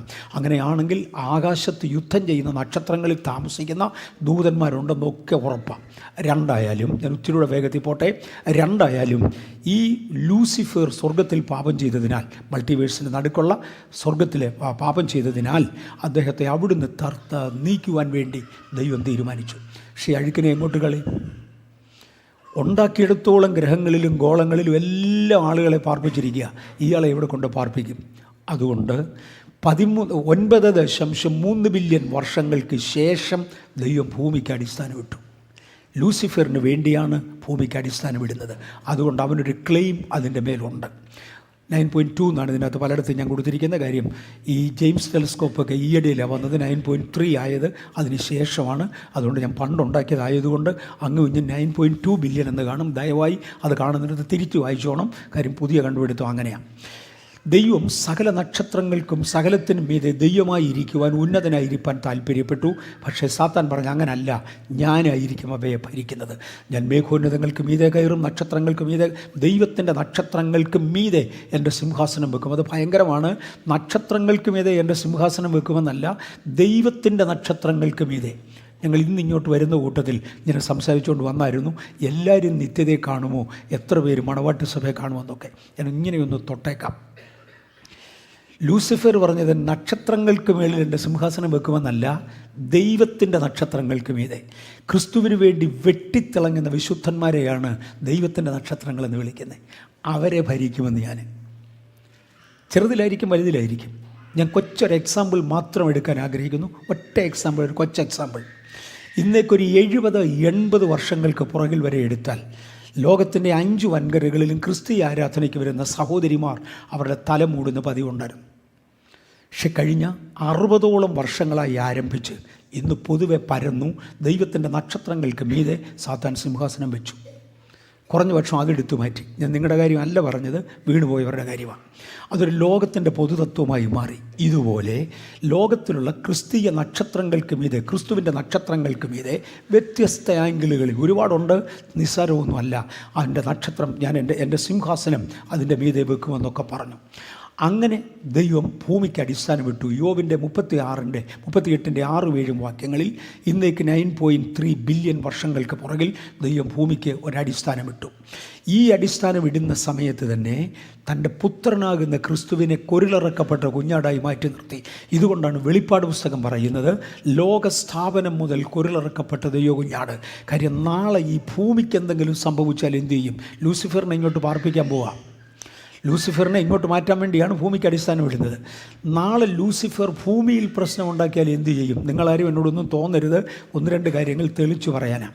ബാംഗ്ലൂരിൽ ഞങ്ങളുടെ ചർച്ചിനകത്ത് ഒരിക്കൽ ഞങ്ങളുടെ ഒരു സഹോദരൻ ഒത്തിരി പ്രശ്നം സൃഷ്ടിച്ചു. ഞാൻ അറിഞ്ഞുപോലുമില്ല. എന്നെക്കുറിച്ചായിരുന്നു അലിഗേഷൻസും കംപ്ലയിൻറ്റും. അങ്ങനെ ഞങ്ങളുടെ ഡിസ്ട്രിക്റ്റിൽ പോയി ഞങ്ങളുടെ ഡിസ്ട്രിക്റ്റിൻ്റെ അധികാരികളോട് പറഞ്ഞു, ഒരു സഭായോഗത്തിന് ഓൾ ഓഫ് എ സഡൻ അവരിഞ്ഞു വന്നു. എനിക്ക് ദൈവത്തിൻ്റെ കൃപയാൽ അത്യാവശ്യത്തിന് വിദ്യാഭ്യാസം ഉണ്ടെങ്കിലും ഞാൻ ബൈബിൾ സ്കൂളിൽ ഒരു ദിവസം പോലും പഠിച്ചിട്ടില്ല. ഞങ്ങളുടെ അസംബ്ലീസ് ഓഫ് ഗോഡിൻ്റെ കർണാടക സ്റ്റേറ്റിൽ ഈ ബൈബിൾ സ്കൂളിൽ പഠിക്കാത്ത ഒറ്റ പുള്ളി ഞാനേ ഉള്ളൂ അത് പാസ്സായിട്ടിരിക്കുന്നത്. അതുകൊണ്ട് ഇതൊക്കെ ന്യായമായിരിക്കാം എന്ന് വിചാരിച്ചുകൊണ്ട് ഡിസ്ട്രിക്റ്റിൽ നിന്ന് അന്വേഷണത്തിന് വേണ്ടി ആളുകൾ വന്നു. പരസ്യാന്വേഷണത്തിൽ അദ്ദേഹം പറഞ്ഞുണ്ടാക്കിയ മുഴുവൻ നുണകളാണ് കൊണ്ടുവന്നതെന്ന് പറഞ്ഞു. അദ്ദേഹത്തോട് ഇനി എന്തു വേണമെന്നായി സഭ ഒരുമിച്ച് പറഞ്ഞ് അദ്ദേഹത്തെ മുടക്കണം, മേലാൽ അവൻ ഈ ചർച്ച് വേണ്ട, കംപ്ലീറ്റ് ചർച്ച് ഒരുമിച്ച് പറഞ്ഞു. ഡിസ്ട്രിക്റ്റിൻ്റെ സൂപ്രണ്ട് എന്നോട് ചോദിച്ചു, എം എ ബ്രീസ് എന്തോ പറയുന്നതെന്ന് ചോദിച്ചു. ഞാൻ പറഞ്ഞു, സാറേ അദ്ദേഹം പരസ്യമായി ക്ഷമ ചോദിച്ചു. അദ്ദേഹം പറഞ്ഞു, ഞാൻ ചെയ്ത് തെറ്റിപ്പോയി, എന്നോട് ക്ഷമിക്കണം. ഞാൻ പറഞ്ഞു, അദ്ദേഹം ക്ഷമ ചോദിച്ചതുകൊണ്ട് അദ്ദേഹത്തോട് ക്ഷമിക്കുകയാണ് നല്ലത്. എൻ്റെ അഭിപ്രായം ഞാൻ ബാക്കിയുള്ളവരോടും പറയുന്നു, അദ്ദേഹത്തോട് ക്ഷമിക്കുക. അങ്ങനെ അദ്ദേഹത്തോട് ക്ഷമിച്ചു. അത് കഴിഞ്ഞ് ലഞ്ചിനിരിക്കുമ്പോൾ ഡിസ്ട്രിക്ട് സൂപ്രണ്ട് എന്നോടൊരു പദം പറഞ്ഞു, വർഗീസേ, നീ ചെയ്തത് തെറ്റാണെന്നറിയാമോ? ഞാൻ പറഞ്ഞു, സാറേ, ക്രിസ്തീയ തത്വപ്രകാരം ക്ഷമ ചോദിച്ചാൽ ക്ഷമിക്കണമെന്നല്ലേ? അദ്ദേഹം പറഞ്ഞു, പക്ഷേ വർഗീസേ, നിനക്കറിയാമോടാ, ഒരിക്കൽ കടിച്ച പട്ടി പിന്നെയും കടിക്കും. തൽക്കാലം വാലാട്ടി കാണിക്കും, ക്ഷമ ചോദിക്കും, പക്ഷേ യവൻ നിന്നെ ചതിച്ചിരിക്കും. യവനാണ് അതിൻ്റെ ആള്. കാര്യം ഒരിക്കൽ കടിച്ച പട്ടി പിന്നെയും കടിക്കും. ഒരിക്കൽ ഞാൻ ദൈവത്തോട് സമനാകുമെന്ന് സ്വർഗത്തിൽ പറഞ്ഞ പുള്ളിയെ ഇനി സ്വർഗത്തിൽ പാർപ്പിക്കത്തില്ല, അവനെ തള്ളുകയുള്ളൂ. അതുകൊണ്ട് കൊല്ലുമെന്നല്ല, അവനെ തള്ളുകയുള്ളൂ. അതുകൊണ്ടാണ് ഭൂമി വെച്ചത്.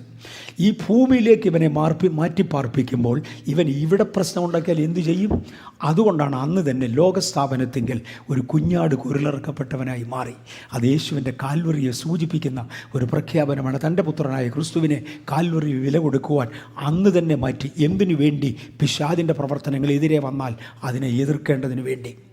ഞാൻ മുന്നോട്ട് പോകട്ടെ. അങ്ങനെ God wanted earth to be his colony. അതിപ്രധാന പോയിന്റിൽ വേറൊന്നാം, ദൈവത്തിൻ്റെ കോളനിയാക്കി ഭൂമിയെ കൊണ്ടുപോകാൻ ദൈവം ആഗ്രഹിച്ചു. സ്വർഗത്തിൽ എന്തൊക്കെ പാറ്റേണുകളുണ്ടോ ആ പാറ്റേൺ ഇവിടെയും പോകണം. ഇന്ത്യയിൽ വന്ന് നിങ്ങളാരെങ്കിലും കാർ ഓടിക്കാൻ ശ്രമിച്ചാൽ നിങ്ങൾക്ക് എളുപ്പമല്ല. കാര്യം ഞങ്ങൾ ഇടത്തുവശത്തൂടെ കാർ ഓടിക്കുന്നവരാ, നിങ്ങൾ വലത്തുവശത്തൂടെ ഓടിക്കുന്നത്. നിങ്ങൾക്കറിയാമോ എന്തുകൊണ്ടാണ് നിങ്ങളും തന്നെ അവിടെ വന്നാൽ എന്തുകൊണ്ടാണ് നമ്മൾ ഇടത്തുവശത്തൂടെ കാർ ഓടിക്കുന്നത് അറിയാമോ? പണ്ടത്തെ ബ്രിട്ടീഷ് രാജ്യത്തിൻ്റെ കോളനിയായിരുന്നു നമ്മൾ. ആ ബ്രിട്ടീഷിൻ്റെ സമ്പ്രദായം അവിടെ നടക്കും. കളറെന്നുള്ള വാക്ക് ബ്രിട്ടീഷ് സ്പെല്ലിങ്ങിൽ എഴുതിയെങ്കിൽ മാത്രമേ ഇന്ത്യയിൽ ക്ലാസ് ജയിക്കത്തുള്ളൂ. അമേരിക്കൻ സ്പെല്ലിങ്ങിൽ എഴുതിയെങ്കിൽ ലോകത്തിൻ്റെ മിക്ക ഇടങ്ങളിലും നിങ്ങൾക്കുൾപ്പെടെ രക്ഷയുള്ളൂ. 2 സ്പെല്ലിങ്, 2 പാറ്റേൺ. എന്തുപറ്റി? ആ രാജ്യത്തിൻ്റെ കൾച്ചറും പാറ്റേണും അതാണ്. ദൈവരാജ്യത്തിന് അതിൻ്റേതായ കൾച്ചറുണ്ട്. ഭൂമിയെ ദൈവരാജ്യത്തിൻ്റെ പാറ്റേണിൽ കൊണ്ടുപോകാൻ ദൈവം ആഗ്രഹിച്ചു. അതാ കുടുംബം. അത് പൊളിക്കുകയാണ് ഇന്നത്തെ പിശാചിൻ്റെ പരിപാടി. എൻ്റെ സിംഹാസനം താണവരുടെ ആരുടെയും മേലല്ല, ദൈവത്തിൻ്റെ നക്ഷത്രങ്ങൾക്ക് മീതെ ഞാൻ എൻ്റെ സിംഹാസനം വെക്കും. പാറ്റേൺ മാറി. ഞാൻ എൻ്റെ സബ്ജക്റ്റിൽ നിന്ന് മാറാതെ അത് ഒട്ടുപോകുന്നത് അവിടെയോട്ട് കൊണ്ടുവച്ചു. ഓക്കെ, അതായിരുന്നു ദൈവത്തിൻ്റെ താല്പര്യം. ഞാൻ അതുകൊണ്ട് കൂടുതൽ കാര്യങ്ങൾ അതിനെക്കുറിച്ച് പറയുന്നില്ല. ലൂസിഫറിന് വേണ്ട സകലതും ദൈവം ഈ മണ്ണിൽ ലൂസിഫറിന് പ്രൊവൈഡ് ചെയ്തു. അവനോട് പറഞ്ഞു, മര്യാദയ്ക്ക് ഭരിച്ചോ, എൻ്റെ കോളനിയായി കൊണ്ടുപോകും. ഭൂമിക്ക് അടിസ്ഥാനം വിട്ടു എന്ന് പറഞ്ഞ് വിട്ടത് കൊണ്ടായില്ല, ഭൂമിക്ക് ഒരു അടിസ്ഥാനമുണ്ട്. നിങ്ങൾക്കറിയാമോ, ഈ പ്രപഞ്ചത്തിൽ ഭൂമിയുടെ 13 ലക്ഷം ഇരട്ടി വലിപ്പമുണ്ട്. 13 ലക്ഷം ഇരട്ടി വലിപ്പമുണ്ട് നമ്മുടെ സൂര്യന്. സൂര്യനേക്കാൾ 25 ലക്ഷം ഇരട്ടി വലിപ്പമുള്ള നക്ഷത്രങ്ങൾ വരെ കണ്ടുപിടിച്ചിട്ടുണ്ട്. പക്ഷേ അടിസ്ഥാനമുള്ള ഒറ്റ ഗോളമേ കണ്ടുപിടിച്ചുള്ളൂ, അത് ഭൂമിയാണ്. വേറൊന്നിനും ദൈവം അടിസ്ഥാനം ഇട്ടിട്ടില്ല. വേദപുസ്തക പ്രകാരം അടിസ്ഥാനമുള്ളത് 2 ഇടമുണ്ട്. ഒന്ന് സ്വർഗം. സ്വർഗത്തിന് 12 അടിസ്ഥാനങ്ങളുണ്ട്. ഭൂമിക്ക് എത്ര അടിസ്ഥാനമുണ്ടെന്ന് ബൈബിളിലില്ല. അടിസ്ഥാനം ഇട്ടെന്ന് മാത്രം. പക്ഷേ ശാസ്ത്രം പറഞ്ഞു അതിന് 7 അടിസ്ഥാനങ്ങളുണ്ട്. മുന്നോട്ടങ്ങ് പോയേക്കാം. അങ്ങനെ ലൂസിഫർ സ്വർഗത്തിൽ പാപം ചെയ്തു. അവനെ ഭൂമിയിലേക്ക് തള്ളി. അവനെ ഭൂമിയിലേക്ക് തള്ളി. ഈ ഭൂമിയിൽ വന്നുടനെ അവൻ തീരുമാനിച്ചു, ദൈവം പറയുന്ന പോലെ ഏതായാലും പോകില്ല, ഞാൻ എൻ്റെ പാറ്റേൺ ഇവിടെ സൃഷ്ടിക്കും. ഏതാണ്ട് 1 ബില്യൺ വർഷം ലൂസിഫർ ഇവിടെ ഭരിച്ചു എന്നാണ് കുറേ കണക്കുകൾ. ഇതെല്ലാം കണക്കെല്ലാം ശാസ്ത്രത്തിലേ ഉള്ളൂ, പക്ഷേ തെളിയിക്കാവുന്ന അത്രയും തെളിവുകളൊക്കെ ഉണ്ട്. ഏതാണ്ട് 1 ബില്യൺ ഇയേഴ്സ് ലൂസിഫർ ഇവിടെ ഭരിച്ചു. പക്ഷേ അവൻ ദൈവത്തിൻ്റെ പാറ്റേണിലല്ല, അവൻ്റെ പാറ്റേണിൽ പോയി. നിങ്ങളിതുണ്ട് ഈ കാണുന്നതായ ഫോസിലുകൾ, ഇത് ഓസ്ട്രേലിയയിൽ നിന്ന് എടുത്തതാണ്. ഇതിന് 4.5 കോടി വർഷം പഴക്കമുണ്ട്. 4.5 കോടി വർഷം പഴക്കമുണ്ട് ഈ ഫോസിലുകൾക്ക്. ബൊളീവിയ എന്ന സ്ഥലത്ത്, ബൊളീവിയ ഞാൻ മാപ്പിനകത്ത് മാർക്ക് ചെയ്തിട്ടുണ്ട്, ഭൂഗർഭശാസ്ത്രജ്ഞന്മാർക്ക് ഒഴിച്ചു ചെല്ലുമ്പോൾ അതിൻ്റെ അടിയിലിരിക്കുന്ന ഒരു സൊമാറ്റോ ഗോൾഡൻ നിറമാണിതിന്. അങ്ങും ഇങ്ങും വിഗ്രഹങ്ങളുടെ രൂപങ്ങളും പടങ്ങളും ഒക്കെ ഉണ്ട്. ഇതിൻ്റെ ഉയരം 3.5 കിലോമീറ്ററാണ്. ഇതൊരു സ്റ്റേഡിയമായിരുന്നു എന്ന് ചില ശാസ്ത്രജ്ഞന്മാർ പറയുന്നു. ഇത് ലൂസിഫർ വസിച്ചിരുന്ന കൊട്ടാരമാണെന്ന് വേറെ ചിലർ പറയുന്നു. സൊമോട്ടോസ് കൊണ്ട് ഒരിക്കലും കൊട്ടാരം ഉണ്ടാക്കത്തില്ല. ഒന്നിൽ അവൻ്റെ കന്നാലിക്കൂടായിരിക്കും ഇത്, അല്ലെന്നുണ്ടെങ്കിൽ അന്ന് ഡയനോസറിനെ ഭരിക്കുവാൻ അവൻ വെച്ച കന്നാലിക്കൂടായിരിക്കും ഇത്, ഇല്ലെങ്കിൽ ഇത് സ്റ്റേഡിയത്തിൻ്റെ ഭാഗമാണെന്ന് പറയുന്നത്. രണ്ടായാലും ദൈവിക കൾച്ചറിന് വെളിയിലൊരു കൾച്ചറിലേക്ക് ഇവിടെ ഭരിച്ച ഒരു ശക്തി ഉണ്ടായിരുന്നുവെന്ന് ഈ തെളിവുകളെല്ലാം ശാസ്ത്രം ഇങ്ങോട്ട് നിരത്തി വെക്കുക. സാത്താൻ വീണ്ടും പറഞ്ഞു, ഞാൻ ഭൂമിക്ക് രാജാവാകും, ഞാൻ സകലത്തിൻ്റെ മീതെ കയറും. ഇതോടുകൂടെ ദൈവം ഭൂമിയെ പാഴും ശൂന്യവും ആക്കി. ഇതിനെ പാഴാക്കി എടുത്തൊരേറെറി. ഈ ഭൂമി അതിൻ്റെ സ്വന്തം അച്ചുതണ്ടിൽ തിരിഞ്ഞുകൊണ്ടിരുന്നിടത്ത് അത് പണ്ട് കറങ്ങിക്കൊണ്ടിരുന്ന ആ ഒരു വൃത്തത്തിൽ കറങ്ങാതെ ദൈവം അതിനെ തട്ടി വെളിയിലോട്ടാക്കി. ഒത്തിരി കാര്യങ്ങളുണ്ട്, ഞാൻ എത്ര നേരം പോകുമെന്ന് എനിക്ക് അറിഞ്ഞുകൂടാ. 2018 നവംബർ മാസത്തിലാണ് ഈ ഭാഗം ആദ്യമായി ഞാൻ ബാംഗ്ലൂരിൽ ശാസ്ത്രത്തിൻ്റെ മതിയായ തെളിവോടുകൂടെ ഒരു ക്ലാസ്സായി എടുത്തത്. അന്ന് 11 വയസ്സുള്ള 7ാം ക്ലാസ്സിൽ പഠിക്കുന്ന ജോഷുവ എന്ന് പറയുന്നൊരു മോന് ഞാൻ ഇങ്ങോട്ട് ഇറങ്ങി വന്ന ഉടനെ എൻ്റെ അടുക്ക് വന്ന് പറഞ്ഞു, പാസ്റ്റർ പച്ച ഒരു സംശയം, ചന്ദ്രനെ ഉണ്ടാക്കിയത് എങ്ങനെയാണ്? ഞമ്മളുടെ ദൈവം ഉണ്ടാക്കി. അങ്ങനെ അങ്ങ് പറഞ്ഞു പോകാൻ വരട്ടെ, ഇത്രയൊക്കെ പറഞ്ഞല്ലോ ദൈവം ഉണ്ടാക്കി ഇങ്ങനെയായിരുന്നു വിചാരിച്ചു, ചന്ദ്രനെ എങ്ങനെ ഉണ്ടാക്കിയെന്ന് അറിയണം. ഞാൻ പറഞ്ഞു, എൻ്റെ പൊന്നുമോനെ എനിക്ക് ഒരു പിടിയില്ല, അറിയാമോ ഞാൻ വേറൊരു ചന്ദ്രനെ ഉണ്ടാക്കിയേനെ. അപ്പോൾ എനിക്ക് അറിഞ്ഞുകൂടാ. ആട്ടെ നിനക്കറിയാം? അറിയാം. ഞാൻ പറയട്ടെ? ഞാൻ പറഞ്ഞാൽ പറ. ആദിയിൽ ഈ സൂര്യൻ്റെ ചുറ്റും 20 ഗ്രഹങ്ങളുണ്ടായിരുന്നു. ആ ചെറുക്കൻ പറഞ്ഞ 11 വയസ്സുള്ള 7ാം ക്ലാസ്സിൽ പഠിക്കുന്ന യോശുവ പറഞ്ഞതാ. ആദിയിൽ ഭൂമിയെപ്പോലെ 20 ഗ്രഹങ്ങളായിരുന്നു സൂര്യന് വട്ടം. കാലത്തിൻ്റെ പോക്കിൽ ഇവിടെ ഏതോ ചില കലാമിറ്റികളുണ്ടായി. ആ കലാമിറ്റിയിൽ ഇക്വിലിബ്രിയം ബ്രേക്കായി. ആ ബ്രേക്കായ കൂട്ടത്തിൽ പല ഗോളങ്ങളും വന്ന് ഭൂമിയെ ഇടിച്ചു. ഭൂമിയെ ഇടിച്ചത് മുഴുവനും പൊട്ടിച്ചെതറി. ഇന്ന് 9 ഉള്ളൂ, 11 പോയി പൊട്ടിച്ചെതറി. കാര്യം ഭൂമിക്ക് മാത്രമേ അടിസ്ഥാനമുള്ളൂ, ബാക്കിയൊന്നിനും അടിസ്ഥാനമില്ല. ആ ചെതറിപ്പോയതിൽ 4 ഗോളങ്ങളുടെ ഭാഗങ്ങൾ, വലിയ കഷ്ണങ്ങൾ ഒരുമിച്ച് ചേർന്നതാണ് നമ്മുടെ മൂൺ. അതുകൊണ്ടാണ് ഒരു ഫുൾ മൂൺ ദിവസം ഇറങ്ങി നിന്ന ഈ പുള്ളിക്ക് 4 നിറം. ഇത് 4 ഗോളങ്ങളുടെ ഭാഗമാണ്. ഈ ചെറുക്കനോട് ചോദിച്ചു, കുഞ്ഞൻ നിനക്കെവിടെ കിട്ടി ഇൻഫർമേഷൻ? കാര്യം എനിക്ക് ഇത്രയും കാലമായിട്ട് ഇത് കിട്ടിയിട്ടില്ല. അവൻ പറഞ്ഞു, ഞാനിവിടെ കേംബ്രിഡ്ജ് സിലബസ് സ്കൂളിലാണ് പഠിക്കുന്നത്. ആ സ്കൂളിൽ ഒരു സയൻറ്റിഫിക് സിമ്പോസിയം നടന്ന സമയത്ത് ഒരു ശാസ്ത്രജ്ഞൻ വന്ന് തന്ന ലെക്ചറിൻ്റെ ഭാഗമാണ് ഞാൻ പറഞ്ഞത്. ഈ ചെറുക്കൻ പറഞ്ഞത് സത്യമാണെന്ന് കണ്ടുപിടിക്കാൻ എനിക്ക് 20 ദിവസം വേണ്ടി വന്നു. 15 ദിവസം മുതൽ 20 ദിവസം വരെ എടുത്തു. എത്ര ലൈബ്രറി തപ്പി അവിടുന്നും ഇവിടുന്നും സൃഷ്ടിയുടെ പഴയ കഥ എടുത്ത് പഠിച്ചപ്പോഴാണ് ഇവൻ പറഞ്ഞത് അതുപോലെ ശരിയാണ്. ദൈവം ഭൂമിയെ പാഴും ശൂന്യവുമാക്കി. ഓരോ ഇടി കൊള്ളുമ്പോഴും ഭൂമി സൂര്യനിൽ നിന്ന് അകന്നകന്നു പോയി. അവസാനം അങ്ങനെയാണ് ഐസേജ് ഉണ്ടാകുന്നത്, ഭൂമിയിൽ നിന്ന് അകന്നുപോയി. നിങ്ങളാരും ഈ ഭാഗം നോട്ട് ചെയ്യുന്നെങ്കിൽ നോട്ട് ചെയ്തു. യെരമ്യാവിൻ്റെ പുസ്തകം 4:23 മുതൽ 27 വരെ വായിക്കുന്നില്ല. ഞാൻ ആകാശത്തെ നോക്കി, അതിൽ പ്രകാശം കണ്ടില്ല. ഞാൻ ഭൂമിയെ നോക്കി, അതിൽ നിന്ന് ആടുന്നത് ഞാൻ കണ്ടു. 18ാം സങ്കീർത്തനത്തിൽ പറയുന്നു. 104ാം സങ്കീർത്തനത്തിൻ്റെ 1 മുതലുള്ള വാക്യങ്ങളിൽ വായിക്കുമ്പോൾ ദൈവം ഭൂമിയെ സ്വസ്ഥാനത്ത് നിന്ന് നീക്കി അതിനുവേണ്ടി നിയമിച്ചിരുന്ന സ്ഥലത്തേക്ക് ഇതിനെ മാറ്റി. സങ്കീർത്തനത്തിൽ കൊടുത്തിരിക്കുന്ന ആഴങ്ങൾ ഞാനിവിടെ ഒരു വാക്കും കൂടെ ഒന്ന് എടുത്തു പറയാൻ ആഗ്രഹിക്കുന്നു. ലോകപ്രസിദ്ധനായൊരു ശാസ്ത്രജ്ഞൻ ഒരിക്കൽ ഇങ്ങനെ പറഞ്ഞു, ആൽബർട്ട് ഐൻസ്റ്റൈൻ. അദ്ദേഹത്തിൻ്റെയാണ് കണ്ടുപിടുത്തങ്ങളിൽ ബഹുഭൂരിഭാഗവും. ആൽബർട്ട് ഐൻസ്റ്റൈൻ ഒരിക്കൽ ഇങ്ങനെ പറഞ്ഞു, എൻ്റെ സമയത്തിൻ്റെ 40% ഭാഗം ഞാൻ ബൈബിൾ പഠിക്കാൻ ഉപയോഗിച്ചു. ഈ ബൈബിൾ വായിക്കുന്ന സമയത്ത് ബൈബിളിൽ നിന്ന് കിട്ടിയ വെളിപ്പാടുകൾ മാത്രമാണ് ഞാൻ കണ്ടുപിടിച്ച സകല ശാസ്ത്രവും. അല്ലാതെ ഒരു ശാസ്ത്രവും വെളിയിൽ നിന്നും വന്നില്ല. അത് സാധാരണക്കാരന് മനസ്സിലാകുന്ന ഭാഷയിൽ അവതരിപ്പിക്കുവാൻ ഒരു ലാംഗ്വേജ് ഉണ്ടാക്കണം. ആ ലാംഗ്വേജ് ഉണ്ടാക്കാൻ എൻ്റെ 20% സമയമെടുത്തു. അതാണ് കാൽക്കുലസ്. ഇതെന്തെങ്കിലും ഒന്ന് പറയണമെന്നുണ്ടെങ്കിൽ ഞാൻ ധരിക്കുമ്പോൾ അത് ലാംഗ്വേജ് അല്ല, ഒരു മാത്തമാറ്റിക്കൽ ബ്രാഞ്ചാണ്. പക്ഷെ അദ്ദേഹം പറയുന്നത് അതൊരു ഭാഷയാണ്. ആ ഭാഷയിൽ മാത്രമേ പ്രപഞ്ച സൃഷ്ടിയെക്കുറിച്ചും അതിനെക്കുറിച്ചുള്ള കാര്യങ്ങൾ പറഞ്ഞു മനസ്സിലാക്കാനൊക്കത്തുള്ളൂ. So I made calculus. ഞാൻ മുന്നോട്ട് പോയിക്കോട്ടെ. ഈ കണ്ടുപിടുത്തങ്ങളിൽ പലതും ദൈവത്തിൻ്റെ വചനത്തിനകത്തുള്ളതുമൊക്കെയാണ്. 104ാം സങ്കീർത്തനത്തിൽ പറഞ്ഞവൻ ഭൂമിയെ അതിൻ്റെ സ്ഥാനത്ത് നിന്ന് മാറ്റി. He threw the earth away to the pre decided area. അങ്ങനെ ബില്യൺസ് ഓഫ് വർഷങ്ങൾ അവിടെ കിടന്നു. യോബ് 9:6 സങ്കീർത്തനങ്ങൾ 104:8 ഇതിനകത്ത് പ്രധാന വിഷയങ്ങളാണ്. ഇതോടുകൂടെ ഭൂമി പാഴും ശൂന്യവുമായി. ഈ ഭൂമിയെ തിരിച്ചു കൊണ്ടുവരാൻ ദൈവം തീരുമാനിച്ചു. ഇനിയത്തേത് ഇച്ചിരൂടെ പ്രധാനമാണ്. ഇതുവരെയും പറഞ്ഞതെല്ലാം പ്രധാനമാണ്, ഇച്ചിരൂടെ പ്രധാനമാണ്. ഈ ഭൂമിയെ തിരിച്ച് സൂര്യൻ്റെ അടുക്ക കൊണ്ടുവരാൻ തീരുമാനിച്ചു. പക്ഷേ ലൂസിഫറിനെ അന്തരീക്ഷത്തിലേക്ക് തള്ളി. അന്നു മുതൽ ലൂസിഫർ അറിയപ്പെടുന്നത് ആകാശത്തിൻ്റെ അധിപനെന്നാണ്. അതിനു മുമ്പേ വരെ ഈ ലോകത്തിൻ്റെ പ്രഭു എന്നാണ് അവനെ വിളിച്ചിരുന്നത്. ഇപ്പോഴവൻ മാറി, അവൻ ആകാശത്തിൻ്റെ അധിപതിയായി. കാര്യം അവനെ അന്തരീക്ഷത്തിലേക്ക് തള്ളി. ഈ ഭൂമിയെ തിരിച്ചു കൊണ്ടുവരുന്നതോടെ ലൂസിഫർ തിരിച്ചു വരും. അവൻ ഇവിടെ വന്ന് താമസിക്കും. ദൈവത്തിൻ്റെ ഒരു പ്രത്യേകത, കൊടുത്തുപോയ അധികാരങ്ങൾ തിരിച്ചെടുക്കത്തില്ല. കൃപാവരവും അങ്ങനെ, നമ്മുടെ വിളിയും അങ്ങനെ.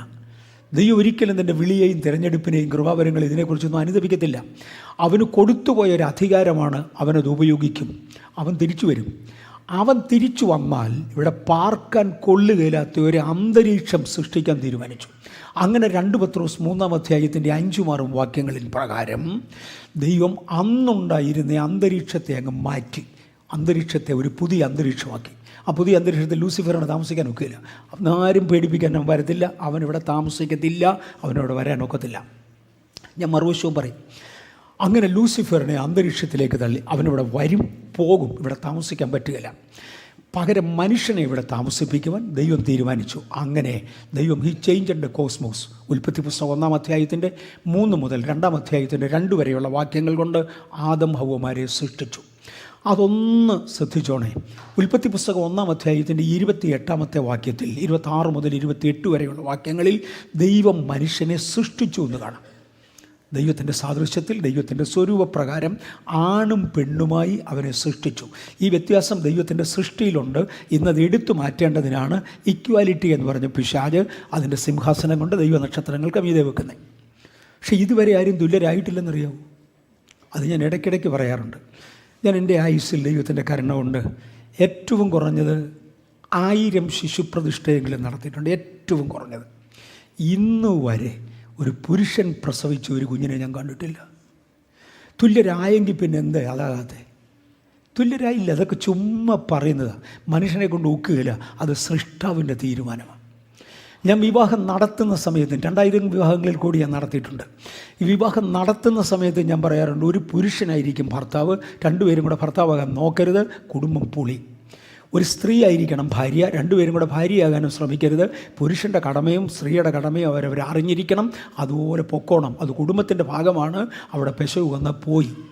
ദൈവം അത് സൃഷ്ടിച്ചു. ഈ തുല്യതയുണ്ടെന്ന് പറയുന്ന പലരും ഉണ്ടല്ലോ. ഒരു കർത്താവിൻ്റെ ദാസൻ ഒരിക്കലും ഇങ്ങനെ പറഞ്ഞു, ഇന്ന് പെൺകുട്ടികളും, നമ്മൾ കുടുംബത്തെക്കുറിച്ച് പറയുന്നതുകൊണ്ടാണ് ഇപ്പോഴേ ഞാനത് കയറ്റിത്തുടങ്ങി, നമ്മുടെ പെൺകുട്ടികളും ആൺകുട്ടികളെ പോലെ തന്നെ വിദ്യാഭ്യാസമുള്ളവരാണ്, കഴിവുള്ളവരാണ്, അറിവുള്ളവരാണ്. ഒരു പക്ഷേ പുരുഷന്മാരെക്കാൾ കൂടുതൽ ഓർമ്മശക്തി അവർക്കും തീരുമാനശക്തി പുരുഷനായിരിക്കും കൂടുതൽ. ഒക്കെ അങ്ങോട്ടും ഇങ്ങോട്ടും ഒക്കെ ഉണ്ട്. അങ്ങനെയാണ് 2 പേർക്കും കൂടെ ഭരണം അങ്ങ് നടത്തിക്കൂടെ. 2 പേരും കൂടെ ഒരുപോലെ. ഇന്നത്തെ ഒരു പൊതു സിസ്റ്റം അങ്ങനെ ആണല്ലോ. 2 പേർക്കും കൂടെ ഒരുപോലെ അങ്ങ് നടത്തിക്കൂടെ. അദ്ദേഹം തന്നെ പറഞ്ഞൊരു മറുപടിയുണ്ട്. ഒരുപോലെ ഡ്രൈവിംഗ് ലൈസൻസും ഡ്രൈവിംഗ് എക്സ്പീരിയൻസും ഉള്ള 2 പേരിരുന്ന് ഒരുമിച്ചൊരു കാറിൻ്റെ സ്റ്റിയറിംഗ് പിടിച്ചാൽ എവിടം വരെ പോവും? തുല്യത കാണിക്കുന്ന കുടുംബം പോകുന്നിടത്തോളം പോവും, അടുത്ത കൊക്കേ കിടക്കും, അതിനപ്പുറത്തോട്ട് പോകില്ല. ഓരോന്നിനും ഓരോ നിയമമുണ്ട്. ദൈവം ഒരു നിയമം വെച്ചിട്ടുണ്ട്. ആ സിസ്റ്റം എടുത്തു മാറ്റുമെന്ന് സാത്താൻ പറയുമ്പോൾ ദൈവം പറഞ്ഞു, ഇല്ല, എൻ്റെ സിസ്റ്റത്തിൽ ഭൂമിയെ കൊണ്ടുപോകേണ്ടതിന് ഞാൻ മനുഷ്യനെ സൃഷ്ടിക്കുക. അങ്ങനെ ദൈവം ആദാമിനെ സൃഷ്ടിച്ചു. ഇല്ലായ്മയിൽ നിന്ന് ആണും പെണ്ണുമായി അവരെ ഉരുവാക്കി, സ്വർഗത്തിൽ ഉണ്ടാക്കി. 2-ാം അധ്യായത്തിൻ്റെ 7-ാം വാക്യം വരുമ്പോൾ 1-ാം അധ്യായത്തിൻ്റെ 28-ാമത്തെ വാക്യത്തിലാണ് ദൈവം അവരെ ഉണ്ടാക്കിയെന്ന് കാണുന്നത്. 2-ാം അധ്യായത്തിൻ്റെ 7-ാം വാക്യത്തിൽ വരുമ്പോൾ ദൈവം നിലത്തെ പൊടി കൊണ്ട് മനുഷ്യനെ ഉണ്ടാക്കി. ഇത് രണ്ടും കൂടെ ഘടകവിരുദ്ധമാണല്ലോ. അത് സൃഷ്ടിയല്ലല്ലോ. ഇവിടെ ഇരിക്കുന്ന പുൾപ്പിറ്റ് പ്രസ്പെക്സിൽ നിന്നോ ഗ്ലാസ്സിൽ നിന്നോ ഗ്രൗണ്ടഡ് ഗ്ലാസ്സിൽ നിന്നോ ഉണ്ടാക്കിയതാണ്. ഇത് സൃഷ്ടിയല്ല, ഇതൊരു നിർമ്മിതിയാണ്. ആദാമിനെക്കുറിച്ച് 2-ാം അധ്യായത്തിൽ, ഉൽപ്പത്തി 2-ാം അധ്യായത്തിൽ പറയുന്ന നിലത്തെ പൊടി കൺവേർട്ട് ചെയ്ത് നിലത്തെ പൊടി കൊണ്ട് ഇവനെ ഉണ്ടാക്കിയെന്ന. എന്നിട്ട് 1-ാം അധ്യായത്തിൽ പറഞ്ഞു സൃഷ്ടിച്ചു. ഇത് രണ്ടും കൂടെ എങ്ങനെ ഒക്കും? ആദമിനെ സൃഷ്ടിച്ചത് സ്വർഗത്തിലാണ്. 1-ാം അധ്യായത്തിൽ പറഞ്ഞത് കറക്റ്റാണ്. ആ മനുഷ്യനെ, ആദമിനെയാണ് ഈ ഭൂമിയിലോട്ട് അയക്കേണ്ടത്. പക്ഷെ ഇവിടെ ഒരു പ്രശ്നം പറ്റി. ഇതിൻ്റെ കോസ്മോസ് മാറി. സ്വർഗീയ സൃഷ്ടിയായി ഒരുത്തന് ഈ ഭൂമിയിൽ താമസിക്കാനൊക്കത്തില്ല. ഈ കോസ്മോസിൽ നിന്ന് എടുത്ത ഒരു പുറംകൂടുണ്ടെങ്കിൽ മാത്രമേ, മനസ്സിലാകുന്നു? ഈ മണ്ണിൽ നിന്നെടുത്ത, ഈ കോസ്മോസിൽ നിന്നെടുത്ത ഒരു പുറംകൂടുണ്ടെങ്കിൽ മാത്രമേ അകത്ത് ദൈവം സൃഷ്ടിച്ച മനുഷ്യനൊക്കത്തുള്ളൂ. അങ്ങനെ ഒരു പുറംകൂട് ദൈവം ഈ മണ്ണിൽ നിന്നുണ്ടാക്കി. ആ പുറംകൂട്ടിനകത്തേക്ക് സ്വർഗത്തിൽ സൃഷ്ടിച്ച റൂഹായെ ഊതിക്കയറ്റി. അവിടെ റൂവ എന്ന വാക്കാണ് ഉപയോഗിച്ചത്. ഇച്ചിരൂടെ വ്യത്യാസമുണ്ട്. നിസ്വ എന്ന വാക്കാണ് ഉപയോഗിച്ചത്. നിസ്വ എന്ന വാക്കിൻ്റെ അർത്ഥം ദൈവിക സ്വഭാവം ഉൾക്കൊള്ളുന്ന റൂവ എന്നാണ്. ദൈവിക സ്വഭാവം ഉൾക്കൊള്ളുന്ന റൂവ. അതാ ഇങ്ങോട്ട് ഊറ്റിയതല്ല. നമ്മൾ ഈ ശ്വസിക്കുന്ന വായു ഊതി എന്നല്ല പറഞ്ഞത്. ആ കൂട്ടത്തിൽ ജീവൻ തന്നെ ഉണ്ടായതാണ്. അകത്തെ മനുഷ്യനായ ആത്മാവും, നിങ്ങളിരിക്കുന്ന നമ്മളെല്ലാം അതാ, അകത്തെ മനുഷ്യനായ ആത്മാവും പുറത്തെ മനുഷ്യനായ ജഡവും രണ്ടും ഒരുമിച്ച് ഭൂമിയിലായി. എന്നിട്ട് ആദമിനോട് പറഞ്ഞു, എൻ്റെ സംസ്കാരം സൂക്ഷിച്ചോണം, എൻ്റെ സംസ്കാരത്തിൽ ഭൂമിയെ ഭരിച്ചോണം. ഈ പുതിയ കോസ്മോസ് ഇവിടെ ഉണ്ടാക്കി. ഈ കോസ്മോസിൻ്റെ പ്രത്യേകത സൂര്യനിൽ നിന്ന് വരുന്ന പ്രകാശരശ്മികൾ മനുഷ്യനെ ദോഷം ചെയ്യും. ലൂസിഫറിന് ഒരു കേടും വരുത്തത്തില്ലായിരുന്നു. എൻ്റെ അകത്തെ മനുഷ്യന് പ്രകാശരശ്മി ഒരു കേടും വരുത്തത്തില്ല. പക്ഷേ അതിൽ നിന്ന് വരുന്ന വിഷരശ്മികൾ എൻ്റെ ശരീരത്തിന് കേടുവരുത്തും. അത് വരാതെ ഇരിക്കുവാൻ ഒരു അയണോസ്പിയർ ഉണ്ടാക്കി, ഒരു അരിപ്പ ഉണ്ടാക്കി. തൻ്റെ വലത്തുവശത്ത് കാണുന്ന പടം അതാണ്. ആ അരിപ്പ കൊണ്ട് ഭൂമിയെ കമത്തി അടച്ചു. ഇതിനകത്തോട്ട് വിഷരശ്മികൾ കയറത്തില്ല. This a new cosmos. ഈ കോസ്മോസ് ഇനിയും മാറും. ഇന്ന് നമ്മൾ കാണുന്ന കോസ്മോസ് സഹസ്രാബ്ദ യുഗത്തിൽ വീണ്ടും മാറും. ഞാൻ ഇതിനിടയ്ക്കൊരു സദ്വർത്തമാനം പറയാം. ഓരോ ആരാധനകളിൽ ദൈവിക സാന്നിധ്യം ഇറങ്ങി വരുമ്പോൾ നിങ്ങൾക്കറിയാമോ ഇവിടുത്തെ അന്തരീക്ഷം മാറുന്നത്? ഞാൻ ഇന്നലെ രാവിലെ സഭായോഗത്തിന് വരുമ്പോൾ കഷ്ടകാലത്തിന് ലേറ്റായിരുന്നു. എൻ്റെ വൈഫ് ഹോസ്പിറ്റലിൽ അഡ്മിറ്റായിരുന്നു. അവിടുന്ന് വന്നു. എനിക്ക് ചുമയും പ്രയാസവും ഒരുപാടുണ്ട്, അതുകൊണ്ട് ലേറ്റായിപ്പോയി. സഭായോഗം ആരംഭിച്ച ശേഷമാണ് ഞാൻ ഇന്നലെ വരുന്നത്. ഇന്നലെ ഞാൻ ചർച്ചിൽ പരസ്യമായി പറഞ്ഞു ബാംഗ്ലൂരിൽ. ഇങ്ങോട്ട് വരുമ്പോൾ ഞങ്ങളുടെ അപ്രോച്ച് റോഡിനകത്ത് കയറുമ്പോൾ തന്നെ അകത്തെ പാട്ട് കേൾക്കാം. സഹോദരിമാരതിലെ വരുന്നവരും സഹോദരന്മാരതിലെ വരുന്നവരും അപ്രോച്ച് റോഡിൽ കൈയടിച്ചുകൊണ്ടാണ് കയറി വരുന്നത്. അവിടെ വന്നപ്പോൾ എനിക്ക് മനസ്സിലായി അറ്റ്മോസ്ഫിയർ മാറി. ഇതിനകത്തും അറ്റ്മോസ്ഫിയർ മാറി അല്ലേ? ഇന്നൊരു ദൈവികമായ അറ്റ്മോസ്ഫിയർ ഇതിനകത്ത് ഉണ്ടാകുകയാണെങ്കിൽ വേണ്ടാത്ത ചില രോഗങ്ങൾ അഴിഞ്ഞേ പറ്റും. ഈ അറ്റ്മോസ്ഫിയറിനകത്ത് ഒരുപാട് കാര്യമുണ്ട്. ബൈബിളിൽ അതിനെ കോസ്മോസ് എന്ന് വിളിക്കുന്നത്. കോസ്മോസിൽ വലിയ കാര്യങ്ങളുണ്ട്. സഹസ്രാബ്ദ യുഗത്തിൽ മനുഷ്യൻ്റെ ആയുസ് വർദ്ധിക്കുവാനും രോഗങ്ങൾ മാറുവാനും മറ്റും കാരണമായി മാറുന്നത് കോസ്മോസ് വീണ്ടും മാറുന്നത് കൊണ്ടാണ്. ഓക്കെ, കോസ്മോസ് മാറ്റി ദൈവം ആദം ഹവ്വമാരെ സൃഷ്ടിച്ചു. അതിനിപ്പം വിശദീകരിക്കുന്നില്ല, ഇനി പോരുകയാണ്. അവരെ സൃഷ്ടിച്ച് ഏതിനിലാക്കി ആദ്യമേ സൃഷ്ടിച്ചു. പിന്നെ ഇവിടെ മണ്ണിൽ നിന്ന് രൂപീകരിച്ചു.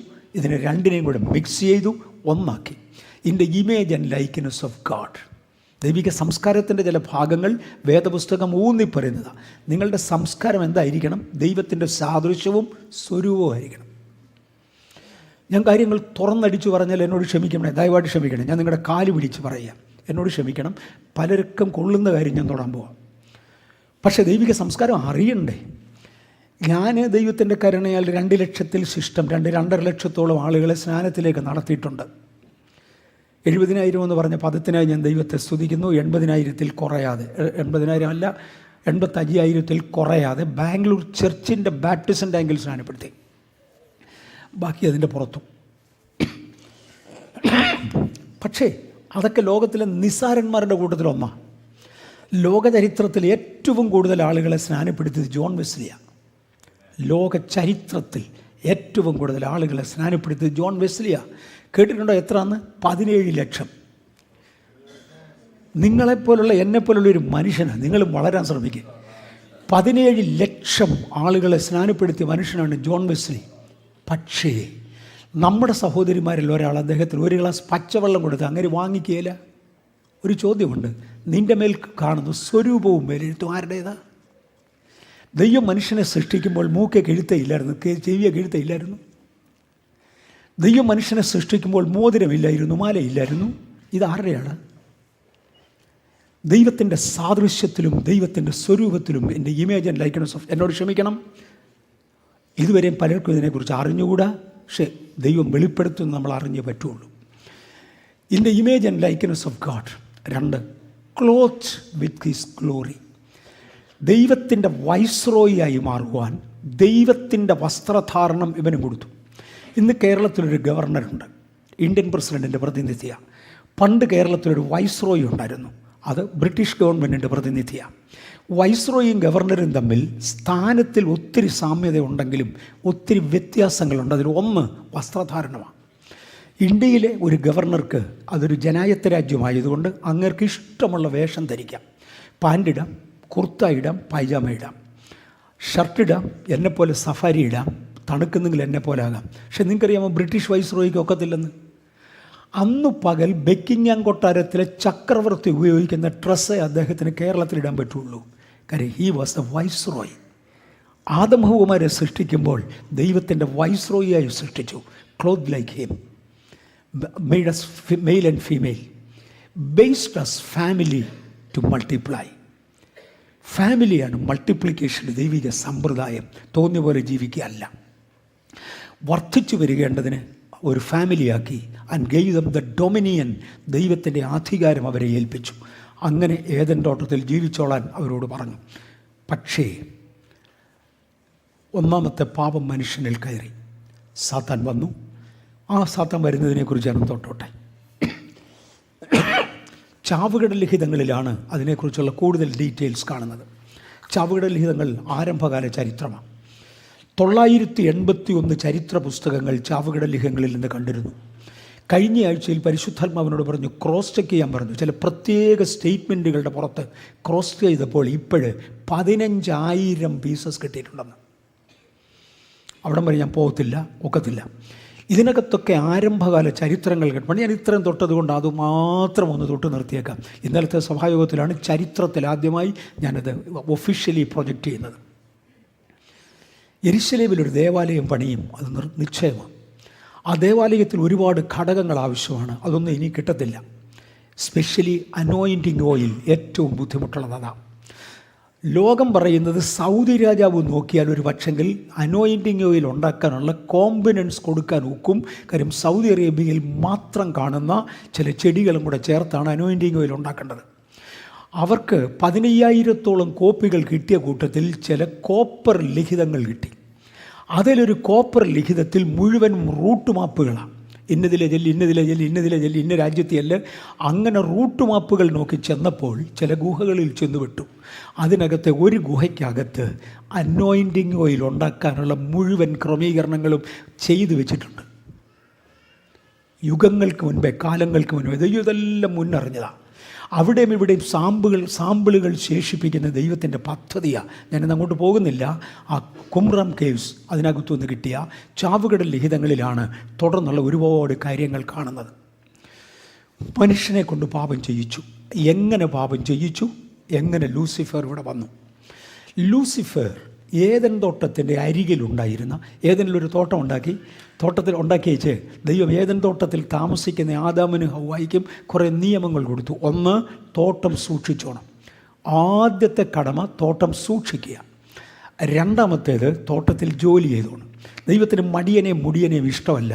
ജോലിയില്ലാത്ത ആരെയും ജോലി ചെയ്യാത്ത ആരെയും ദൈവത്തിന് ഇഷ്ടമല്ല. എല്ലാവരും അധ്വാനിച്ച് ജീവിക്കണം. അത് ദൈവത്തിൻ്റെ വിധിയാണ്. പക്ഷേ അത് രണ്ടാമത്തെ ജോലിയാണ്. ഒന്നാമത്തേത് തോട്ടം സൂക്ഷിച്ചോളാനാണ്.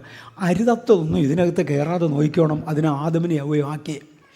ഈ സമയത്ത് ചാവുകടൽ ലിഖിതം പറയുന്നത് ഔവ അമ്മച്ചിക്കൊരു സോക്കേടുണ്ടായിരുന്നു. ഭർത്താവിനോടൊപ്പം ഇരിക്കുന്ന അമ്മച്ചിക്ക് തീരെ ഇഷ്ടമല്ലായിരുന്നു. അങ്ങനെ മോശമായിട്ട് ആയിരുന്നിരിക്കാം, എനിക്കറിഞ്ഞുകൂടാ. അല്ലെ ദൈവം പറഞ്ഞതിനകത്ത് ഭയങ്കര സ്ട്രിക്റ്റ് ആയിരുന്നിരിക്കുക, എനിക്കറിഞ്ഞുകൂടാ. അമ്മച്ചിക്ക് ഒറ്റയ്ക്ക് ഇരിക്കുകയായിരുന്നു ഇഷ്ടം. അമ്മച്ചി അതുകൊണ്ട് ഏദൻ തോട്ടത്തിൻ്റെ അരികിലൂടെ ഇങ്ങനെ നടക്കും. വെളിയിൽ പോകത്തില്ല, അരികിലൂടെ ഇങ്ങനെ നടക്കും. അന്നേരത്തൊരു പാമ്പ് വെളിയിൽ വന്ന് അമ്മച്ചിയോട് വർത്താനം പറയുമായിരുന്നു. ഈ മണിമണി പോലുള്ള ശബ്ദവും അതിൻ്റെ ആ മെയ് വഴക്കവും നിറവും എല്ലാം കൂടെ അമ്മച്ചിക്ക് അങ്ങ് ഇഷ്ടപ്പെട്ടു. പക്ഷേ ശത്രുത്തോട് മിണ്ടത്തില്ല. കാര്യം അകത്തൊന്നും കയറാതെ സൂക്ഷിക്കണമല്ലോ. വർത്താനം പറഞ്ഞ് ഇത് ഇനി അകത്ത് വരാൻ പാടില്ലല്ലോ. അതുകൊണ്ട് അമ്മച്ചി മിണ്ടാതെ നടന്നു. ചാവുകടലിലേക്ക് പറയുന്നത് 600 കൊല്ലം. ഇന്നത്തെ മനുഷ്യൻ്റെ സമയവുമായി താരതമ്യപ്പെടുത്തിയാൽ അപ്രോക്സിമേറ്റ്ലി 600 years ഈ പുള്ളി വട്ടത്തിൽ നടന്നു. ഇതിനിടയ്ക്ക് അമ്മച്ചിയുമായി സംസാരിച്ചു. അവൻ പറയുന്നത് മുഴുവനും ശരിയാണ്. അമ്മച്ചി അവസാനം പറഞ്ഞു, എടാ നിന്നെ കാണാതെ എനിക്ക് ഇരിക്കാൻ പ്രയാസം. എല്ലാ ദിവസവും ഈ തോട്ടത്തിൻ്റെ ഇറമ്പ് വരെ വരാൻ ഒത്തില്ലെങ്കിൽ നീ ഇവിടെ അകത്തുവാ. വെയിലാറുമ്പോൾ യഹോവയായി ദൈവം നടക്കാൻ വരും. ആ സമയം നിന്നെ കാണരുത്. ഞാൻ നിന്നോട് വർത്താനം പറയുന്നുള്ള ദൈവത്തിൻ്റെ സർവ്വജ്ഞാനത്തിൽ ദൈവത്തിന് അറിയാം. എന്നുകൊണ്ട് ഇതുവരെയും ചോദ്യം ചെയ്തിട്ടില്ല. നമ്മുടെ പലതും ദൈവം ചോദ്യം ചെയ്യാത്തത് അറിയാഞ്ഞിട്ടാണ്. ആരും തെറ്റിദ്ധരിക്കേണ്ട. സമയത്തിന് പിടിക്കാനിരിക്കുക. അറിയാം. നിന്നോട് വർത്താനം പറയുന്നതൊക്കെ ദൈവത്തിന് അറിയാം. ഇതുവരെ എന്നെ ക്വസ്റ്റ്യൻ ചെയ്തിട്ടില്ല. അതുകൊണ്ട് ഇന്നു മുതൽ നീ അകത്തിരിക്കും. ദൈവം വരുമ്പോൾ ഒന്ന് മാറിയിരുന്നേക്കണം. അങ്ങനെ ആദമും കൂടെ അറിഞ്ഞു ഇവനകത്ത് കയറി. യഹോവയായി ദൈവം നടക്കാൻ ഇറങ്ങുമ്പോൾ ഇവൻ എവിടെയെങ്കിലും പോയി ഒളിച്ചിരിക്കും. ദൈവത്തിന് മുമ്പിലോട്ട് വരത്തേ ഇല്ല. അങ്ങനെ പോയി അടുത്ത 600 കൊല്ലം, അടുത്ത 100 വർഷം, അങ്ങനെ ആകെ 700 വർഷമായി. 700 വർഷം കഴിഞ്ഞപ്പോഴാണ് ലൂസിഫർ അല്ലെങ്കിൽ ഈ പാമ്പ് അമ്മച്ചിയോട് പറയുന്നത്, അമ്മച്ചി തോട്ടത്തിൻ്റെ നടുവിലുള്ള വൃക്ഷം പറിച്ച് തിന്നാൽ ഒരു ചൂക്ക് നടക്കത്തില്ല, നിങ്ങൾ ദൈവത്തെ പോലാകും, പറിച്ച് തിന്നു നോക്ക്. അമ്മച്ചി തിന്നു. ഭർത്താവിനും കൊണ്ട് കൊടുത്ത് അദ്ദേഹവും തിന്നു. രണ്ടുപേരുടെയും കണ്ണു തുറന്നു. ഞാനിവിടെ കുടുംബത്തോടുള്ള ബന്ധത്തിൽ ക്ലാസ് എടുക്കുന്നത് കൊണ്ട് ഒരു 10 അധ്യായം ഞാൻ അതിനകത്തുനിന്ന് എടുത്തോട്ടെ. ആദം ഹവ്വമാരുടെ 1-ാം പുസ്തകം, ആദം ഹവ്വമാരുടെ 2-ാം പുസ്തകം, ഹാനോക്കിൻ്റെ 1-ാം പുസ്തകം, ഹാനോക്ക് എഴുതിയ ഫോളൻ ഏഞ്ചൽസ് എന്നിങ്ങനെ ഒരു 4-5 പ്രധാനപ്പെട്ട പുസ്തകങ്ങൾ ഈ ആരംഭകാല ചരിത്രം പഠിപ്പിക്കുന്നത് ചാവുകടൽ ലിഖിതത്തിൽ കിടപ്പുണ്ട്. അത്രയത്തിൻ്റെ സമ്മറി ഒന്ന് ചേർത്ത് ഞാൻ പറയാൻ പോവാം. അമ്മച്ചി പഴം പറിച്ചു തിന്നു. ദൈവം മനുഷ്യനെ ന്യായം വിധിച്ചു, സ്ത്രീയെ പഴിയാരി. സ്ത്രീയെ വിധിച്ചു, സ്ത്രീ പാമ്പിനെ പഴിയാരി. ദൈവം നേരെ പാമ്പിനെ ന്യായം വിധിക്കുന്ന വാക്കുകൾ അതിനകത്ത് കൊടുത്തിരിക്കുന്നത്, സർപ്പമേ, ഈ ലൂസിഫർ അകത്ത് കയറാതിരിക്കാൻ ഞാൻ ഇവിടുത്തെ അന്തരീക്ഷം മാറ്റി. നീ എൻ്റെ മുഴുവൻ പ്രമാണങ്ങളും അട്ടിമറിച്ചു. എൻ്റെ ഭാഷയാണ് അട്ടിമറിച്ചു. എന്നിട്ട് സർപ്പത്തോട് പറഞ്ഞു, നീ ഇതിനകത്ത് ലൂസിഫറിനോട് പറഞ്ഞു, നീ ഇതിനകത്ത് കയറാതിരിക്കാൻ ഞാനിതിൻ്റെ കോസ്മോസ് മാറ്റി. പക്ഷേ ഈ മണ്ണിൽ നിന്ന് ഞാൻ സൃഷ്ടിച്ച വേറൊരു ശരീരമാണ് സർപ്പത്തിൻ്റെ, നീ അത് കടമെടുത്തു. ഇപ്പം നീ ലീഗൽ ബോഡിയിലാണ്. ലീഗൽ ബോഡി എന്നുള്ള പദം ഭയങ്കരമാണ്. ഇപ്പം നീ ലീഗൽ ബോഡിയിലാണ്. കാര്യം സർപ്പത്തിൻ്റെ ശരീരം ലീഗൽ ബോഡിയാണ്, ഈ കോസ്മോസിൽ നിന്ന് എടുത്തതാണ്. നീ അതിനകത്ത് കയറി, നീ എൻ്റെ പണികൾ ഉഴപ്പി. അതുകൊണ്ട് ഞാൻ ലീഗൽ ബോഡിയിൽ തിരിച്ചു വരും. സ്ത്രീയുടെ സന്തതിയായി അവതരിക്കുമെന്നുള്ള പദം നമ്മുടെ മലയാള വേദപുസ്തകത്തിൽ അത്ര ഉള്ളെന്നാൽ ചാവുകട ലിഖിതങ്ങളിൽ കൊടുത്തിരിക്കുന്ന വിശദീകരണമാണ്. ഞാൻ ലീഗൽ ബോഡിയിൽ തിരിച്ചു വരും. നീ എൻ്റെ കുതികാൽ തകർത്തതേ ഉള്ളൂ, ഞാൻ നിൻ്റെ തല തകർക്കും, നമുക്ക് തമ്മിൽ കാണാം എന്ന് പറഞ്ഞ് സ്ത്രീ പുരുഷന്മാരെ പുറത്താക്കി. അവരെ പുറത്താക്കുന്ന സമയത്ത് തോലുകൊണ്ടൊരു ഉടുപ്പുണ്ടാക്കി ആദം ഹവ്വമാരെ ധരിപ്പിച്ചു. മനുഷ്യൻ്റെ ഒന്നാമത്തെ വീഴ്ച എന്നാണ് ഇതിനെ വിളിക്കുന്നത്. ഈ വീഴ്ചയിൽ വി ലോസ് ദ പാരഡൈസ്. ശാപം അകത്ത് കയറി, അതായത് മരണം. ശാപത്തിൻ്റെ പരിണിതമാണ് മരണം, അല്ലെങ്കിൽ നിത്യജീവന് വേണ്ടിയാണ് മനുഷ്യനെ സൃഷ്ടിച്ചത്. ശാപം അകത്ത് വന്നു, മരണം വന്നു. അത് മുഖേന ഹാർഡ് വർക്കുണ്ടായി. ജോലി ചെയ്യണമെന്ന് പണ്ടേ പറഞ്ഞതാണ്, പക്ഷെ മുഖം വേർക്കണമെന്ന് ഇപ്പോഴാണ് പറഞ്ഞത്. സന്തനവഷ്ടിയുള്ളവനായി പെരുകണമെന്ന് പണ്ടേ പറഞ്ഞതാണ്, അതിനകത്ത് വേദന ഇൻക്ലൂഡ് ചെയ്ത് ഇപ്പോഴാണ്. പഴയ അനുഗ്രഹങ്ങളിൽ പലതും ശാപമായി മാറ്റി. മാത്രമല്ല, നിൻ്റെ സന്തതിക്കും സ്ത്രീയുടെ സന്തതിക്കും തമ്മിൽ എനിവിറ്റി വെച്ചു. ഇനിയും കുടുംബത്തെക്കുറിച്ച് പഠിക്കുന്നത് കൊണ്ട് എനിക്ക് ഒക്കുന്ന പരിമിതമായ ഭാഷയെ ഞാൻ തൊടാൻ പോവാം. നമ്മൾ കുടുംബങ്ങളായി ഒരുമിച്ചിരിക്കുക എന്ന് എനിക്കറിയാം, അതുകൊണ്ട് എനിക്ക് ഒക്കുന്ന ഭാഷയിൽ, പക്ഷെ എല്ലാവരും അറിഞ്ഞിരിക്കണമല്ലോ. തോട്ടത്തിൻ്റെ നടുവിൽ 2 വൃക്ഷങ്ങളുണ്ടായിരുന്നു. ഒന്ന് നന്മതിന്മകളെക്കുറിച്ചുള്ള അറിവിൻ്റെ വൃക്ഷവും വേറൊന്ന് നിത്യജീവൻ്റെ വൃക്ഷവുമാണ്. ദൈവം താല്പര്യപ്പെട്ടത് ജീവൻ്റെ വൃക്ഷത്തിൽ നിന്ന് കൊടുക്കുന്നതിന് മുന്നമേ സന്താനപുഷ്ടിയുള്ളവരായി പെരുകേണ്ടതിനാണ് ഇവരെ സൃഷ്ടിച്ചത്. പക്ഷേ കുടുംബജീവിതത്തിൻ്റെ ലൈംഗിക താല്പര്യം ഉണ്ടാക്കുന്നതായിരുന്നു ഈ വൃക്ഷം, നന്മതിന്മകളെക്കുറിച്ചുള്ള അറിവിൻ്റെ വൃക്ഷം.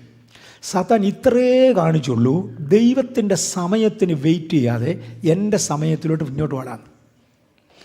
ദൈവത്തിൻ്റെ ഇനീഷ്യൽ പ്ലാൻ, ദൈവം ആദമിനെയും ഹവ്വയും വിളിച്ച് അനുഗ്രഹിച്ച് തൃക്കരങ്ങൾ കൊണ്ട് ഈ പഴം പറിച്ചു കൊടുത്ത് പോയി കുടുംബജീവിതം ചെയ്യാൻ പറയാനായിരുന്നു.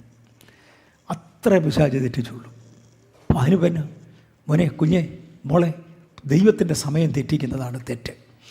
അതുകൊണ്ട് കായനെക്കുറിച്ച് യോഹന്നാൻ്റെ ലേഖനം പറയുന്നത്, ആ കായൻ ദുഷ്ടനിൽ നിന്നുള്ളവനായിരുന്നു എന്ന് പറഞ്ഞാൽ പാമ്പിൻ്റെ സന്തതിയായി ജനിച്ചു എന്നല്ല.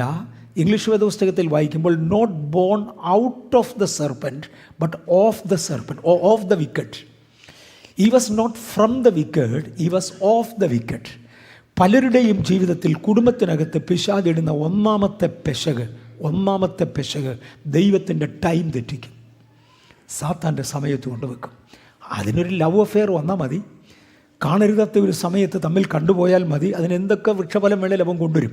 അത് പറ്റിച്ചുകൊണ്ട് ദൈവത്തിൻ്റെ സമയത്തിന് കാത്തിരിക്കാതെ സാത്താൻ്റെ സമയത്തിന്, ഇത് കുടുംബജീവിതത്തിൻ്റെ ഏറ്റവും പ്രധാനപ്പെട്ട പ്രിൻസിപ്പിളിൽ ഒന്നായതുകൊണ്ടും എൻ്റെ അറിവിൽ ഈ മലയാളക്കരയിൽ ഒരു മനുഷ്യൻ ഇത് പറയത്തില്ല. അതുകൊണ്ട് ദൈവം എന്നെ ഏൽപ്പിച്ച ചില കാര്യങ്ങളായതുകൊണ്ടുമാണ് ഈ ഗൗരവത്തിലും അർത്ഥത്തിലും പോകുന്നത്. ഞാൻ ഇവിടെ പറയുമ്പോൾ ഒരു കാര്യം കൂടെ ചേർത്ത് പറയാൻ താല്പര്യപ്പെടുന്നു. 11ാമത്തെ വയസ്സിൽ രക്ഷിക്കപ്പെട്ട അന്ന് മുതൽ വേദപുസ്തകം വായിക്കുക എന്നുള്ളത് എൻ്റെ ജീവിത താല്പര്യമായിരുന്നു. ചില ദിവസം ഞാൻ യെശയ്യാവിൻ്റെ പുസ്തകം മുഴുവൻ വായിച്ചിട്ടുണ്ട്, ചില ദിവസം ഞാൻ എസെക്കിയേലിൻ്റെ പുസ്തകം മുഴുവൻ വായിച്ചിട്ടുണ്ട്, അതുപോലെ ഇരുന്ന് വായിക്കുമായിരുന്നു. അങ്ങനെ ബൈബിൾ ഏറെക്കുറെ 60 പ്രാവശ്യത്തിലധികം ഇതിനോടകം ഞാൻ വായിച്ചിട്ടുണ്ട്, കവർ ടു കവർ. ഇതിൻ്റെ ഒടുവിലത്തെ കവറിൽ പ്രിൻ്റഡ് ഇൻ മഹാത്മാഗാന്ധി റോഡെന്ന് എഴുതിയത് അവിടം വരെ കവർ ടു കവർ ഇത് വായിച്ചിട്ടുണ്ട്. പക്ഷെ പല കാര്യങ്ങളും എനിക്ക് മനസ്സിലാകാത്തതുണ്ടായിരുന്നു. അന്നാണ് 1993 എൻ്റെ ഓർമ്മ, 92 അല്ലെങ്കിൽ 93 ഹ്യൂസ്റ്റണിലൊരു കൺവെൻഷന് പ്രസംഗിച്ച് കഴിഞ്ഞപ്പോൾ അവരെനിക്കൊരു വിലപ്പെട്ട ഗിഫ്റ്റ് വാങ്ങിച്ച് കൺവെൻഷന് തന്നു. വണ്ടിക്കൂലിയൊക്കെ തരാൻ പലരും ഉണ്ട്. അവർ ഒരു ലാപ്ടോപ്പ് കമ്പ്യൂട്ടർ വാങ്ങിച്ചു തന്നു. ആ ലാപ്ടോപ്പ് കമ്പ്യൂട്ടറും കൊണ്ട് ഞാൻ ഡാളസ് വന്നു. ഡാളസ് വന്നപ്പോൾ അവിടെ ഒരാൾ, ഞാൻ ഈ കഴിഞ്ഞ 2-3 മാസങ്ങൾക്ക് മുമ്പ് അദ്ദേഹത്തെ കണ്ടു. അദ്ദേഹം എനിക്കൊരു സ്പെഷ്യൽ പ്രോഗ്രാം അതിലിട്ട് തന്നു. സമയം കഴിഞ്ഞു, ഇച്ചിരൂടെ ഞാൻ മുന്നോട്ട് പോകട്ടെ. ഒരു സ്പെഷ്യൽ പ്രോഗ്രാം ഇട്ട് തന്നു. വേദപുസ്തകത്തിൻ്റെ 4 തർജ്ജമകൾ പാരലലി ഇതിൽ കൊണ്ടുവരാം. ഏതെങ്കിലും ഒരു വാക്കിൻ്റെ അർത്ഥം മനസ്സിലാകുന്നില്ലെങ്കിൽ ആ വാക്കെ പോയി ഒന്ന് ക്ലിക്ക് ചെയ്യാമെങ്കിൽ അത് എഴുതപ്പെട്ട മൂലഭാഷയിൽ ഉപയോഗിച്ചിരിക്കുന്ന വാക്കും അതിൻ്റെ എൻസൈക്ലോപീഡിയ വിശദീകരണം കൂടെ പുറത്തു വരും. അത് വെച്ച് ഞാൻ ഒരു പ്രാവശ്യം കൂടെ ബൈബിൾ വായിച്ചപ്പോഴാണ് ഏറെക്കുറെ മനസ്സിലായി എന്നൊരു തോന്നൽ. ഏറെക്കുറെ ബൈബിൾ മനസ്സിലായി എന്നൊരു തോന്നൽ. ഒരുപാട് പേര് ബബ്ബ പറയുമ്പോഴേ ആഴത്തിൽ ഇറങ്ങി ചില ഗൗരവമുള്ളത് പറയാൻ കർത്താവ് എനിക്ക് കൃപ തന്നു. അതിനോടൊക്കെ ഞാൻ ദൈവത്തെ സ്തുതിക്കുന്നു. ഓക്കെ, ഇങ്ങനെ ആദം ഹവ്വമാർ ഒന്നാമത്തെ പാകത്തിലകപ്പെട്ടു. മനുഷ്യൻ ഒന്നാമത്തെ അപകടത്തിൽ അല്ലെങ്കിൽ പരസ്യ നഷ്ടത്തിൽ വന്നു ചേർന്നു. ആ ഒന്നാമത്തെ വീഴ്ച കഴിഞ്ഞു. അന്ന് യഹോവയായ ദൈവം ഒരു യാഗം നടത്തി ആടിൻ്റെ തോലുകൊണ്ട് ആദം ഹവ്വമാർക്ക് വസ്ത്രമുണ്ടാക്കി അവർക്ക് കൊടുത്തു. അവരെ തോട്ടത്തിൽ നിന്ന് പുറത്താക്കി. ഇത് കാൽവറിയെ ഓർമ്മിപ്പിക്കുന്നതാണ്. ലോകസ്ഥാപനത്തിങ്കിൽ കുരലിറക്കപ്പെട്ട കുഞ്ഞാടിനെ ഓർമ്മിപ്പിക്കുന്നതായിരുന്നു ആ യാഗം. തുടർന്ന് എങ്ങനെയൊക്കെ തലമുറകൾ പോയി ഇതിലേ വന്നു, എങ്ങനെയൊക്കെ വന്നു ഡെഡ് സീ സ്ക്രോൾസിലേക്ക് മാറുകയാണ്. അതിനകത്തെ തണ്ടി താഴെ കാണുന്നതാണ് ഡെഡ് സീ സ്ക്രോളിൻ്റെ ഏറെക്കുറെ ഒരു മാതൃക. ഞാനങ്ങ് വിടുകയാണ്. ഞാൻ ഈ പുസ്തകത്തിൻ്റെ 500-600 പേജെങ്കിലും വായിച്ചിട്ടുണ്ട്. പലരും തന്നത് ഇതാണ് ഡെഡ് സീ സ്ക്രോള് കണ്ടു കിട്ടിയതായ ആ ഒറിജിനൽ ഭരണി. ഈ ഭരണി ഇന്ന് ന്യൂയോർക്കിലുണ്ട്.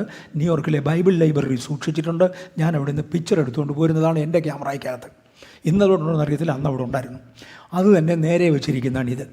അത് തുറന്ന് അതിനകത്തെ ചാവുകടൽ ലിഖിതങ്ങൾ വെച്ചിരിക്കുന്ന, അന്നത്തെ ലിഖിതങ്ങൾ വെച്ചിരിക്കുന്ന ആ തുറന്നിരിക്കുന്ന ജാറാണ് ഈ കാണുന്നത്. അതിൻ്റെ ഒരു കോപ്പി പ്രത്യേകിച്ചും യെശയ്യാവിൻ്റെ പുസ്തകം ഇസ്രയേലിലുണ്ട്. അവരുടെ ദേവാലയത്തിനകത്ത് ടെമ്പിൾ ബുക്ക് ഷോപ്പോ ഏതാണ്ടൊരു ഒരു ഒരു ഒരു പ്രത്യേക സ്ഥലമുണ്ട്, അവിടെ വെച്ചിരിക്കുന്നതാണ്. ഇത് യെശയ്യാവിൻ്റെ പുസ്തകമാണ്. അവരുടെ ഭാഷയിൽ അവർ ഡെക്കറേറ്റ് ചെയ്ത് വെച്ചിരിക്കുക. ഇത് സങ്കീർത്തന പുസ്തകമാണ്. ഞാനിനി മുന്നോട്ട് വരട്ടെ. ഇതിനകത്ത് ഈ അശുദ്ധ ദൂതന്മാർ ആദം ഹവ്വമാർ വെളിയിലായതിനെ തുടർന്ന് ദൈവത്തിൻ്റെ സാദൃശ്യത്തിൽ നിന്നും സ്വരൂപത്തിൽ നിന്നും മനുഷ്യനെ മാറ്റുവാൻ അശുദ്ധ ദൂതന്മാർ ഇറങ്ങി വരികയും പ്രവർത്തിക്കുകയും ചെയ്തതിൻ്റെ ഒരുപാട് രംഗങ്ങൾ ഇങ്ങോട്ട് കാണാം. ഞാനിത് തൊടത്തില്ല, നിങ്ങൾ എന്നെ ഏറി, അതുകൊണ്ട് ഞാൻ ഇവിടുന്ന് മാറുക. ആദ്യത്തെ ദൂതന്മാർ ഇറങ്ങി വന്ന് പെൺപിള്ളേരുടെ ചിറിയയിലൊരു കളർ തേച്ചു. അപ്പോൾ പിള്ളേർക്ക് തോന്നി ഇടം ബെറ്റർ ആയിരിക്കുന്നു എന്ന്. അത് കഴിഞ്ഞപ്പോൾ കൈയുടെ 10 നഖത്തേലും കളർ തേച്ചു. അവർക്ക് തോന്നി ഇച്ചിരൂടെ നന്നായിരിക്കുന്നു എന്ന്. അത് കഴിഞ്ഞപ്പോൾ ആഭരണങ്ങൾ അണിയിച്ചു, കുറച്ചുകൂടെ നന്നായിരിക്കുന്നു. ദൈവത്തിൻ്റെ സാദൃശ്യത്തിൽ നിന്നും സ്വരൂപത്തിൽ നിന്നും ഓരോ പടി പോകാണ്. അത് കഴിഞ്ഞപ്പോൾ ആഭരണങ്ങൾ ഇട്ട് ശരീരത്തെ ഉറപ്പിക്കാൻ വേണ്ടി കിഴുത്തയിട്ടു. അതോടെ സാദൃശ്യ സ്വരൂപം പോയി. അതിനെ തുടർന്ന് വ്യത്യസ്ത കല്ലുകൾ, ആകാശത്തിലെ വീണുപോയ നക്ഷത്രങ്ങളിലുള്ള ദൂതന്മാരെ ചിത്രീകരിക്കുന്ന കല്ലുകൾ കൊണ്ടുവന്ന് മനുഷ്യൻ്റെ ശരീരത്തെ അണിയിച്ചു. ഇങ്ങനെ ഒരുപാട് കാര്യങ്ങൾ അങ്ങോട്ട് നടന്നു. ഞാനങ്ങ് പോവുകയാണ്. അതിങ്ങനെ കിടക്കുക. നോഹയുടെ കാലമായതോടെ ദൈവത്തിൻ്റെ പുത്രന്മാർ മനുഷ്യൻ്റെ പുത്രിമാരെ വിവാഹവും കൂടെ കഴിച്ചു. അന്ന് ഒരു പുതിയ പ്രവണത ഉണ്ടായി, ബോധിച്ചതിനെ വിവാഹം കഴിക്കുക. ബൈബിളിനകത്തൊന്നും എവിടെയെങ്കിലും തെറ്റുണ്ടെന്ന് നിങ്ങൾ എന്നോട് പറഞ്ഞേക്കണം. ഞാൻ അഡീഷണലായി ചേർക്കുന്ന ഭാഗങ്ങൾ ചേർത്തു. അത് ചാവുകട ലിഖിതങ്ങളിൽ നിന്നാണ് ഞാൻ എടുത്തു പറഞ്ഞു. അവരവർക്ക് ബോധിച്ചതിനെ വിവാഹം കഴിക്കുന്ന അടുത്ത സമ്പ്രദായം വന്നു. കുടുംബത്തോടുള്ള ബന്ധത്തിൽ ദൈവിക സംസ്കാരത്തിൽ നിന്ന് തെറ്റി. ഓക്കെ, ഞാനങ്ങ് പോട്ടെ. ഇതെല്ലാം അതിനെ കുറിക്കുന്ന ഒരുപാട് ഭാഗങ്ങളാണ്. അങ്ങനെ നോഹയുടെ കാലമായി. നോഹയുടെ കാലത്തെങ്കിൽ ദൈവം നോഹയെ കാണാനായിട്ട് ഇറങ്ങി വന്നു. കാരണം ഹെബ്രിയേൽ, മീഖായേൽ, ഉറിയേൽ, അരിയേൽ എന്ന 4 ദൂതന്മാർ ചേർന്ന് ദൈവത്തിനൊരു കംപ്ലയിൻ്റ് കൊടുത്തു. ദൈവമേ, അങ്ങുണ്ടാക്കിയ അങ്ങയുടെ കോളനിയായ ഭൂമിയും അങ്ങയുടെ വൈസ്രോയി ആയിരുന്ന മനുഷ്യനും എങ്ങനെയുണ്ടെന്നത് കാണാൻ ഇറങ്ങി വരണേ. ഞങ്ങളാരും പറഞ്ഞിട്ട് ഇവന്മാർ കേൾക്കുകയില്ല. അങ്ങനെ യഹോവയായ ദൈവം പാപം കാണാൻ ഇറങ്ങി വന്നു. ദൈവം ഭൂമിയിൽ ഇറങ്ങി വന്ന 2 രംഗമേ ബൈബിളിലുള്ളൂ. പാപം കാണാൻ വന്ന 2 രംഗമേ ബൈബിളിലുള്ളൂ. അത് ഗൗരവത്തിൽ കാണാൻ. ഒന്ന്, നോഹയുടെ കാലത്ത് യഹോവയായ ദൈവം ഇറങ്ങി വന്നു. ഈ പറഞ്ഞത് മുഴുവനും സത്യമെന്ന് പറഞ്ഞു. മനുഷ്യനെയും മൃഗങ്ങളെയും സൃഷ്ടിച്ചതിനാൽ ദൈവം അനുതപിച്ചു. അന്നത്തെ തലമുറയിൽ നോഹ നീതിമാൻ എന്ന് ദൈവം കണ്ടു. നീതിമാൻ എന്ന പദത്തിന് തമിയം എന്ന വാക്കാണ് എബ്രായയിൽ ഉപയോഗിച്ചിരിക്കുന്നത്. തമിയം എന്ന വാക്കിൻ്റെ യഥാർത്ഥ അർത്ഥം നീതിമാൻ എന്നല്ല. Who keep up the originality. സൃഷ്ടിച്ച ദൈവിക മാതൃകയും സ്വരൂപവും സൂക്ഷിച്ച ഒറ്റ കുടുംബം നോഹയുടേതായിരുന്നു. എന്തുകൊണ്ടത് കഴിഞ്ഞു? പൈശാചികമായ ഇൻഫ്ലുവൻസസ് നോഹയ്ക്ക് എന്തുകൊണ്ട് ഏറ്റില്ല? ആദം ഹവ്വമാരെ ഉടുപ്പിച്ച വസ്ത്രം തലമുറയായി കൈമാറി നോഹ ഉടുത്തിരുന്നു. ആ കാരണത്താൽ അവനെ ജയിക്കാൻ കഴിഞ്ഞില്ല. ഇന്നതിനെ കൃപയെന്ന് വിളിക്കും. ആ കൃപയിൽ അതുപോലെ പറ്റി നിൽക്കുന്നവനെ തെറ്റിക്കാൻ പിശാചിനൊക്കത്തില്ല. അല്ലാത്തതിനെ മാത്രമേ തെറ്റിക്കത്തുള്ളൂ. മനുഷ്യൻ്റെ രണ്ടാമത്തെ വീഴ്ച നോഹയുടെ കാലത്ത് നടന്നു. ഞാനങ്ങ് പോയിക്കോട്ടെ. ഒരുപാട് കാര്യങ്ങളുണ്ടായി. അന്ന് ബാസ്റ്റഡ് സ്പിരിറ്റ്സ് എന്നറിയപ്പെടുന്ന, അങ്ങനെ ബൈബിൾ എഴുതിയിരിക്കുന്നത്, അതുകൊണ്ടാണ് ഞാനങ്ങനെ വായിച്ചത്. ബാസ്റ്റഡ് സ്പിരിറ്റ് എന്ന് ബൈബിൾ വിളിക്കുന്നത്, ESV നോക്കണം, കറക്റ്റ് വാക്ക് കിട്ടണമെങ്കിൽ, ഒരു കൂട്ടം സ്പിരിറ്റ്സ് അതിനെ ദൈവം സൃഷ്ടിച്ചു. അതിങ്ങനെ ഉണ്ടായ പുള്ളികളാണ്. ഇങ്ങനെ ഉണ്ടായവരിൽ നിന്ന് ഉണ്ടായതാണ് ദൈവത്തിൻ്റെ പുത്രന്മാരും മനുഷ്യൻ്റെ പുത്രിമാരും തമ്മിൽ നടന്ന വിവാഹത്തിൻ്റെ ഭാഗമായിട്ടുണ്ടാക്കിയതാണ്. അങ്ങനെ അവർ മുന്നോട്ട് വീണ്ടും വളർന്നു. ഈ കാലം അങ്ങ് കഴിഞ്ഞു. നോഹയുടെ കാലം കഴിഞ്ഞ ശേഷം ഞാൻ പിന്നെ അങ്ങ് പോകുക. ദൈവത്തിന് ഇനിയും ഭൂമിയെ ദൈവത്തിൻ്റെ കോളനി ആക്കണമെന്നുണ്ട്. അതിനുവേണ്ടി ദൈവം നോഹയെ വിളിച്ചു. ഇതേ ചുമതല നോഹയ്ക്ക് കൊടുത്തു. വേദപുസ്തകത്തിൽ 2 പ്രാവശ്യം മാത്രം ഉപയോഗിച്ചിരിക്കുന്നൊരു വാക്കുണ്ട്, റീപ്ലനീഷ്. ഒന്ന് ആദാമിനെ അനുഗ്രഹിക്കുമ്പോൾ റീപ്ലനീഷ് എന്ന പദമാണ് ഉപയോഗിച്ചത്. സന്താനപുഷ്ടിയുള്ളവനായി പെരുകുക എന്നേ മലയാളത്തിലുള്ളൂ. പക്ഷേ കിങ് ജെയിംസ് വെർഷനിൽ വീണ്ടും പെരുകുക. ആദമേ അങ്ങ് കണ്ടിട്ടില്ല, പണ്ട് ഈ ഭൂമി മുഴുവൻ നിപീഡിതമായിരുന്നു ലൂസിഫറിൻ്റെ ദൂതന്മാരാൽ. അതിനെ ഞാനെടുത്ത് കളഞ്ഞതാ. ലൂസിഫറിന് വേണ്ടിയായിരുന്നു ഭൂമി ഉണ്ടാക്കിയതെന്നുള്ളതിൻ്റെ വേറൊരു അഡീഷണൽ പ്രൂഫ് നമ്മുടെ കർത്താവായ യേശു ക്രിസ്തു സാത്താനാൽ ന്യായം പരീക്ഷിക്കപ്പെടേണ്ടതിന് തൻ്റെ പോയ രംഗം മത്തായി 5 കിടപ്പുണ്ട്. അതിനകത്ത് ലൂസിഫർ എന്ന് പറയുന്നൊരു പദമുണ്ട്. ഈ കാണുന്ന ഭൂമി മുഴുവൻ അതിൻ്റെ മഹത്വവും എൻ്റേതാണ് അല്ലെന്ന് യേശുവും പറഞ്ഞില്ലല്ലോ. അതെന്തേ പറയാഞ്ഞ്? അവന് വേണ്ടി ഉണ്ടാക്കിയെന്ന് യേശുവിനും അറിയാം, എനിക്കും അറിയാം, ഇപ്പം കേട്ട നിങ്ങൾക്കും അറിയാം. അവന് വേണ്ടി ഉണ്ടാക്കിയതാണ്. ആ സംഭവത്തിന് ശേഷം ആദമനോട് പറഞ്ഞു റീപ്ലനീഷ്. നോഹയുടെ കൺമുൻപിൽ നിന്ന് തലമുറയെ മാറ്റി വെച്ച് നോഹയോടും പറഞ്ഞു റീപ്ലനീഷ്. റീപ്ലനീഷ് എന്ന പദം 2 പ്രാവശ്യമായി ബൈബിളിലുള്ളൂ. അങ്ങനെ നീതിമാനായ നോഹ റീപ്ലനീഷ് അനയിപ്പിച്ചു. പക്ഷേ ബൈബിൾ പറഞ്ഞു വീണ്ടും പാപം തുടർന്നുകൊണ്ടിരുന്നു. നിമ്രോദിൻ്റെയും സെമിറാമയുടെയും കാലമായി. ഭൂമിയിൽ കിരീടം ധരിച്ച 1ാമത്തെ രാജാവ് നിമ്രോദായിരുന്നു. നിമ്രോദ് മാന്ത്രിക ശക്തികളാൽ ഈ ഭൂമി പിശാചിന് കൈമാറുവാൻ തീരുമാനിച്ചു. ഒന്ന് ഗൗരവമായി പോവുകയാണേ. മാന്ത്രിക ശക്തികളാൽ ഈ ഭൂമി, കാര്യം അവൻ്റെ ഡിമാൻഡ് എന്തുവാ? ഞാൻ സ്വർഗത്തിൽ തിരിച്ചു കയറും, എൻ്റെ സിംഹാസനം ദൈവത്തിൻ്റെ നക്ഷത്രങ്ങൾക്ക് മീതെ വെക്കും, ഞാൻ അത്യുന്നതനോട് സമനാകും, ഞാൻ ഉത്തരഗിരിയായ സിയോൻ പർവ്വതത്തിൽ ഇരുന്നരുളും. ഇതാണ് അവൻ്റെ പിടിവാശി. തൽക്കാലം ഭൂമി ഒന്ന് കൈവശമെടുക്കണം. അതിന് നിമ്രോദിനെ ഉപയോഗിച്ചുകൊണ്ട് അവനെത്തപ്പെടെ ഭൂമിയെ കൈവശമാക്കുവാൻ അവൻ ശ്രമിച്ചു. ഇത് നിങ്ങൾക്ക് പ്രയോജനപ്പെടുന്നുണ്ടോ? ചെറുകൂടെ ഞാൻ പോയിക്കോട്ടെ. അവൻ തീരുമാനിച്ചു. അതുകൊണ്ട് അവന് ഒരു വലിയ ഗോപുരം പണിതു. തൻ്റെ ഇടത്തെ അറ്റത്ത് കാണുന്ന നിങ്ങളുടെ ബുർജ് ഖലീഫയാണ്. ഇന്ന് ഭൂമിയിൽ പണിതിരിക്കുന്ന ഗോപുരങ്ങളിൽ വെച്ച് ഏറ്റവും ഉയരമുള്ളത് ഈ ബുർജ് ഖലീഫയാണ്. എത്ര 828 മീറ്റേഴ്സാണ് ഇതിൻ്റെ ഉയരം. പിന്നെ അതിൻ്റെ മേളിലോട്ടൊരു ചെറിയ മെറ്റാലിക് പോർഷനും കൂടെ ഉണ്ട്. ഇതാണ് ഭൂമിയിലുള്ളതൊരു ഉയരം. പക്ഷേ ഇത് കണ്ടപ്പോൾ ജപ്പാൻകാർ പറഞ്ഞു ഞങ്ങളുടെ എൻജിനീയേഴ്സാണ് കൂടുതൽ കഴിവുള്ളവർ, അതുകൊണ്ട് ഞങ്ങൾ 4 കിലോമീറ്റർ ഉള്ളതുണ്ടാക്കും. നിങ്ങൾക്കുള്ളത് 1 കിലോമീറ്ററിന് താഴെ ഉള്ളൂ. സത്യത്തിൽ കോസ്മോസ് അവിടം വരെ ഉള്ളൂ. ആരാ ഇത് കണ്ടുപിടിച്ചതെന്ന് എനിക്കറിയത്തില്ല. കോസ്മോസ് അത്രയൊക്കെ ഉള്ളൂ. അതുകൊണ്ട് അവിടം വരെ നിങ്ങൾ ഉണ്ടാക്കി നിർത്തി. നിങ്ങളല്ല, ഇവരുണ്ടാക്കി നിർത്തി. ജപ്പാൻകാർ പറഞ്ഞു ഞങ്ങൾ 4 കിലോമീറ്റർ ഉള്ളത് ഉണ്ടാക്കും. പക്ഷെ പണി തുടങ്ങിയപ്പോഴാണ് മനസ്സിലാകുന്നത് 4 കിലോമീറ്ററിൽ കോസ്മോസ് ഇല്ല, അവിടെ സിമെൻറ്റ് സെറ്റാകത്തുമില്ല, വെൽഡിംഗ് മെഷീൻ വർക്ക് ചെയ്യത്തുമില്ല, അങ്ങനെ ഒരു കൺസ്ട്രക്ഷൻ നടക്കത്തില്ല. അവരുടെ വെബ്സൈറ്റിനകത്തോട്ട് പോസ്റ്റ് ചെയ്തിരിക്കുന്ന പടമാണ് ഇതുണ്ട് ഈ കാണുന്നത്. എക്സീഡ് 4000 എന്ന് പേര് കൊടുത്തുകൊണ്ട് പറഞ്ഞു എന്നെങ്കിലും ശാസ്ത്രം വളരുന്ന കാലത്ത് ഞങ്ങൾ പണിത് കളയും എന്നൊക്കെ പറഞ്ഞു പോയി. എങ്ങനെയായിരുന്നു? ഇതുണ്ട്, ഇത് ബുർജ് ഖലീഫ ഇടത്തെ അറ്റത്തും അവൻ പണിയാൻ ഉദ്ദേശിച്ചത് വലത്തുവശത്തുമായിട്ടാണ് ഞാൻ കാണിച്ചിരിക്കുന്നത്. ഇതാണ് ഇതിൻ്റെ കമ്പാരിഷൻ. ഈ നിമ്രോദ് പണിയുവാൻ ആഗ്രഹിച്ചതാണ് വലത്തുവശത്ത്. അവിടെ കാണുന്നത് ആകാശത്ത് മുട്ടുന്ന ഒരു ഗോപുരം പണിയാൻ. അങ്ങനെയാണല്ലോ. നിമ്രോദേ, ചെന്ന് മുട്ടാൻ ആകാശത്തൊന്നുമില്ലെന്ന് നിനക്കറിഞ്ഞൂടെ? പിന്നെ എന്നതാ ഈ ആകാശത്ത് മുട്ടുമെന്ന് പറയുന്നത്? അവിടെ ഉപയോഗിച്ചിരിക്കുന്ന വാക്ക് ചെന്ന് മുട്ടുക എന്നല്ല. ഓക്കെ, ആകാശത്തെ സ്വാധീനിക്കുവാൻ കഴിയുന്ന ഒരു ഗോപുരം പണിയുന്ന. അതിന് യഥാർത്ഥത്തിൽ ഉപയോഗിച്ചിരിക്കുന്ന പദം കറുത്ത മേഘമണ്ഡലങ്ങൾക്ക് മീതെ വ്യാപരിക്കുന്ന മാജിക്കൽ ശക്തിയാൽ കീഴടക്കുവാൻ കഴിയുന്ന മാജിക്കൽ ഹെവൻസിനെ ആകർഷിച്ച് അതിൻ്റെ ഭരണം, ഭൂമിയുടെ ഭരണം അതിന് കൊടുക്കുക എന്ന് പറഞ്ഞാണ് ഈ വലുത് പണിയാൻ ഓർത്തത്.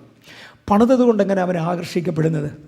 വ്യത്യസ്ത വീണുപോയ ദൂതന്മാർക്ക് ഇഷ്ടമുള്ള വ്യത്യസ്ത രൂപങ്ങൾ ഉണ്ടാക്കി ഇതിൻ്റെ മേളിൽ വെക്കാൻ തീരുമാനിച്ചു. ഇനി മാതാപിതാക്കളൊന്ന് ഗൗരവമായി ശ്രദ്ധിച്ചു. I M consuming your time. എൻ്റെ തൊണ്ടയും ആ കൂട്ടത്തിൽ പോകുന്നത്. ഞാനൊരിക്കൽ രാജസ്ഥാനിൽ ഈ ബൈബിൾ ക്ലാസ് എടുക്കാൻ എന്നോട് ദൈവാത്മാവ് ആവശ്യപ്പെട്ടു. ഞാൻ അന്ന് ഈ ഭാഗം എടുത്തു. കറക്റ്റ് ഈ ഗാലക്സി ഈ പിക്ചർ അങ്ങോട്ട് പ്രൊജക്റ്റ് ചെയ്യുകയും അതിനകത്തിരുന്ന് ഒരു മെഡിക്കൽ ഡോക്ടർ ഭൂതാവേശനായി ഇറങ്ങി അലറിക്കൊണ്ട് ഒരു ഓട്ടവും കൂടെ ആരണ്ടെല്ലാം അവൻ്റെ പുറകെ ഓടി പിടിച്ച് ഞാൻ താമസിച്ച ഹോട്ടലിൽ കൊണ്ടുവന്നു. അവനെന്നോട് പറഞ്ഞ, അങ്കിളെ, ഒത്തിരി മോഡേൺ ഗെയിംസ് ഇറങ്ങിയിട്ടുണ്ട്.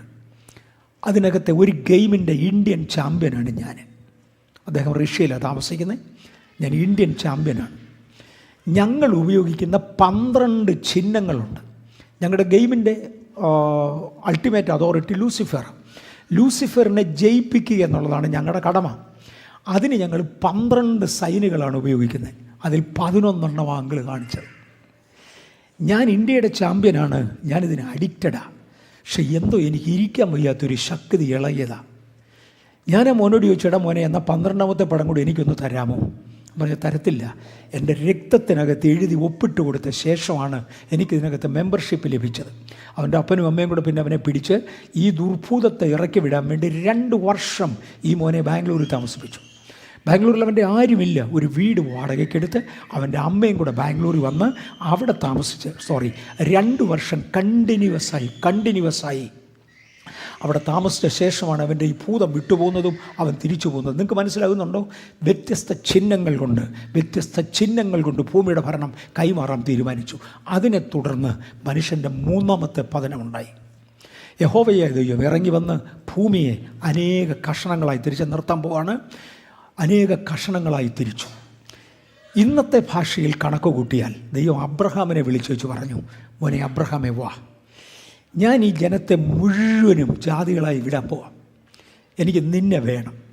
എൻ്റെ പുത്രൻ ഈ മണ്ണിൽ ജനിക്കണമെങ്കിൽ യഥാർത്ഥത്തിൽ വിശുദ്ധിയിൽ ജീവിക്കുന്ന ഒരു ജാതി ഉണ്ടാകണം. ഈ ഭൂമിയെ ഏറെക്കുറെ 25 ലക്ഷം ഭാഗങ്ങളായി പകുത്തു. ഏറെക്കുറെ ചുമ്മാ മാത്തമാറ്റിക്സ് കണക്ക് കൂട്ടി നോക്കിയാൽ മതി. ഫ്രാത്ത് മുതൽ മഹാനദി വരെയുള്ള സ്ഥലം നിനക്ക് തരാം. നമ്മുടെ ഭൂമിയുടെ ആകെ വിസ്താരത്തെ ഫ്രാത്ത് മുതൽ മഹാനദി വരെയുള്ള ആ വിസ്താരം കൊണ്ട് ഹരിച്ചാൽ കിട്ടുന്നതാണ് 25 ലക്ഷത്തിന് മുകളിലൊരു സംഖ്യ. ഏറെക്കുറെ 25 ലക്ഷമായി ഭൂമിയെ പൗത്തു. എന്നിട്ട് അബ്രഹാമിനോട് പറഞ്ഞു, ഇതിലെ ഒരു കഷണം നിനക്ക് തരിക. എൻ്റെ പുത്രൻ ഇവിടെ ജനിക്കേണ്ടതിനൊരു വിശുദ്ധ തലമുറ ഉണ്ടാകേണ്ടതിന് നീ ആ കഷണം പിടിച്ചു, ബാക്കി മുഴുവനും ഞാൻ ജാതികൾക്കായി കൊടുക്കുക. ഞാനവരെ ജാതികൾക്ക് വിറ്റ് കളകയാ. നിങ്ങൾ പൊക്കോ. നിങ്ങൾ ഓരോ ഇടത്തുനിന്ന് കൊണ്ടുവന്നപ്പോൾ ഓരോ വിഗ്രഹം കൊണ്ടല്ലേ വന്നേ? നിങ്ങൾ ഓരോ ഇടത്തുനിന്ന് വന്നപ്പോൾ ഓരോ സൈന്യം കൊണ്ടല്ലേ വന്നേ? നിങ്ങൾ ഈ വീണുപോയ ദൂതന്മാരുടെ സൈനുകളൊക്കെ വെച്ചില്ലയോ? നിങ്ങൾ അവരുടെ ഭാഷയൊക്കെ സംസാരിക്കും. വ്യത്യസ്ത ദൂതന്മാർ വ്യത്യസ്ത ഭാഷയാണ് പറയുന്നത്. അവിടെ വെച്ച് ദൈവം ഭൂമിയെ കഷണങ്ങളായി തിരിച്ചു. ഭൂമിയുടെ ആദ്യ ഫോർമേഷനിൽ കര മുഴുവനും ഒന്നും, കടൽ വേറൊന്നുമായിരുന്നു. ഇതിനെ വൻകരകളും ഐലൻഡ്സും ഒക്കെയായി ദൈവം തിരിച്ചു, ഇടിച്ചു പൊളിച്ചു പല ഭാഷകളാക്കി. 25 ലക്ഷത്തിലൊന്ന് അബ്രഹാമിൻ്റെ കൊടുത്തേച്ച് പറഞ്ഞു, ഞാൻ പറയുന്നത് അതുപോലെ പാലിച്ചു. എൻ്റെ പ്രമാണങ്ങളിൽ നിന്ന് ഇടത്തോട്ടോ വലത്തോട്ടോ മാറുന്നവനെ അമ്പെയ്തോ കല്ലെറിഞ്ഞോ കൊന്നേക്കണം, വെച്ചേക്കരുത്. മോശയുടെ പ്രമാണമൊക്കെ ഒന്ന് വായിച്ചു നോക്കണം. വെച്ചേക്കരുത്. അവനെ പുതിയ നിയമസഭയിൽ വന്നപ്പോൾ അവനെ സഭയൊന്ന് മുടക്കിയേക്കണം. അവനെ പിന്നെ വെച്ചേക്കരുത്. ഞങ്ങൾ കാണിച്ച മാതൃക ആചരിക്കാൻ വയ്യാത്തവരെ ഇതുപോലെ ജാതികളെ ഫിറ്റു. അബ്രഹാമിന് 25 ലക്ഷത്തിൽ ഒരു ഭാഗം മാത്രം കൊടുത്തു. ഞാനിവിടെ നിങ്ങൾ മാറുകയാണ്. തൻ്റെ പുത്രനാകുന്ന ക്രിസ്തുവിനെ ഭൂമിയിലേക്ക് അയച്ചു. അബ്രഹാമിൻ്റെ സന്തതിയിലൂടെ ജനിച്ചവനായി യേശു ഭൂമിയിലേക്ക് വന്നുവെച്ച് പിതാവ് ജീവിച്ചതുപോലെ കൽപ്പിച്ചതുപോലെ ജീവിച്ചു കാണിച്ചു. ജീവിച്ചു ചോദിച്ചു, നിങ്ങളിൽ ആർ എനിക്ക് പാപത്തെക്കുറിച്ച് ബോധം വരുത്തും? ഞാൻ എൻ്റെ പിതാവിനെ അതുപോലെ വെളിപ്പെടുത്തി. നിങ്ങൾ പ്രാർത്ഥിക്കുമ്പോൾ പ്രാർത്ഥിക്കേണ്ടത് അങ്ങയുടെ രാജ്യം വരണമേ. മോനെ, ഞാൻ ലൂസിഫറിനെ ആക്കിയത് അതിനാ, അവൻ പരാജയപ്പെട്ടു. ഞാൻ ആദമിനെ ആക്കിയത് അവനാ, അവൻ പരാജയപ്പെട്ടു. ഞാൻ നോഹയാക്കിയത് അതിനാ, അവൻ പരാജയപ്പെട്ടു.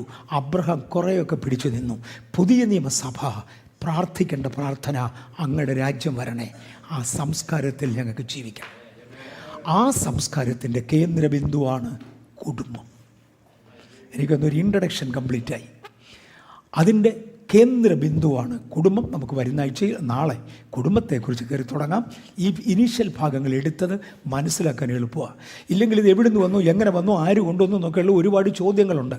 ഒന്ന്, പഠിക്കുന്ന കുഞ്ഞുങ്ങൾക്ക് ശാസ്ത്രീയമായി ബൈബിൾ എന്താണെന്നും ബൈബിളും ശാസ്ത്രവും തമ്മിലുള്ള ബന്ധം എന്താണെന്നും ഒരു സൂചന കൊടുക്കാൻ കൃപയാൽ കർത്താവ് ഇടയാക്കി. 2, ചുമ്മാ തർക്കിക്കാൻ വരുന്നവനോട് പോയി വല്ലതും വായിച്ചു വെച്ച് വരാൻ പറഞ്ഞ് അവനെ പറഞ്ഞു വിടാൻ സാധാരണക്കാരന് കഴിയും. എടുക്കേണ്ട പുസ്തകങ്ങൾ ഞാൻ പറഞ്ഞു എവിടെ നിന്നൊക്കെയാണ് കൊണ്ടുവരുന്നത്, ശാസ്ത്രത്തിലെ ഇത് ഭാഗമാണ് പറഞ്ഞു. കോട്ട് ചെയ്യേണ്ട ശാസ്ത്രജ്ഞന്മാരുടെ പേരുകൾ ഞാൻ 2-3 തൊട്ടു. നമുക്കങ്ങ് മുന്നോട്ട് പോകാം. ഒരു വാക്ക് നമുക്ക് പ്രാർത്ഥിക്കാം. കർത്താവും ദൈവവുമേ, അങ്ങയുടെ ജനത്തിൻ്റെ സമയമെടുത്തു അടിയൻ്റെ ചുമയെ ഒരളവിൽ സംരക്ഷിച്ച അല്ലെങ്കിൽ അടിയനെ പരിപാലിച്ച കൃപയ്ക്കായി സ്തോത്രം. ഞങ്ങൾക്ക് ലഭിച്ചതുകൊണ്ട് ഒരടിത്തറ ഇടുവാൻ കർത്താവ് ഞങ്ങൾക്ക് തന്ന കൃപയ്ക്കായി സ്തോത്രം. ഞാൻ ഈ സഭയെ യേശുവിൻ്റെ നാമത്തിൽ അനുഗ്രഹിക്കുന്നു. ദൈവ അനുരൂപരായി ദൈവിക സംസർഗത്തിൽ ഉയർന്ന ക്രിസ്തുവിൻ്റെ വൈസ്രോകളായി വളരുവാൻ ഞങ്ങൾക്ക് കൃപ തരണമേ. ഞങ്ങളിലൂടെ ഒരു ജനതയെ വീണ്ടെടുക്കുവാൻ അങ്ങേക്ക് തിരിഹിതമാകയാൽ സ്തോത്രം. മുഴുവൻ മഹത്വവും അങ്ങേക്ക് മാതൃകാ കുടുംബങ്ങളായി ഉയരുവാൻ ഇതിനകത്തുള്ള കുടുംബങ്ങളെ അങ്ങ് വളർത്തണേ. അത് യേശുവിൻ്റെ നാമത്തിൽ തന്നെ.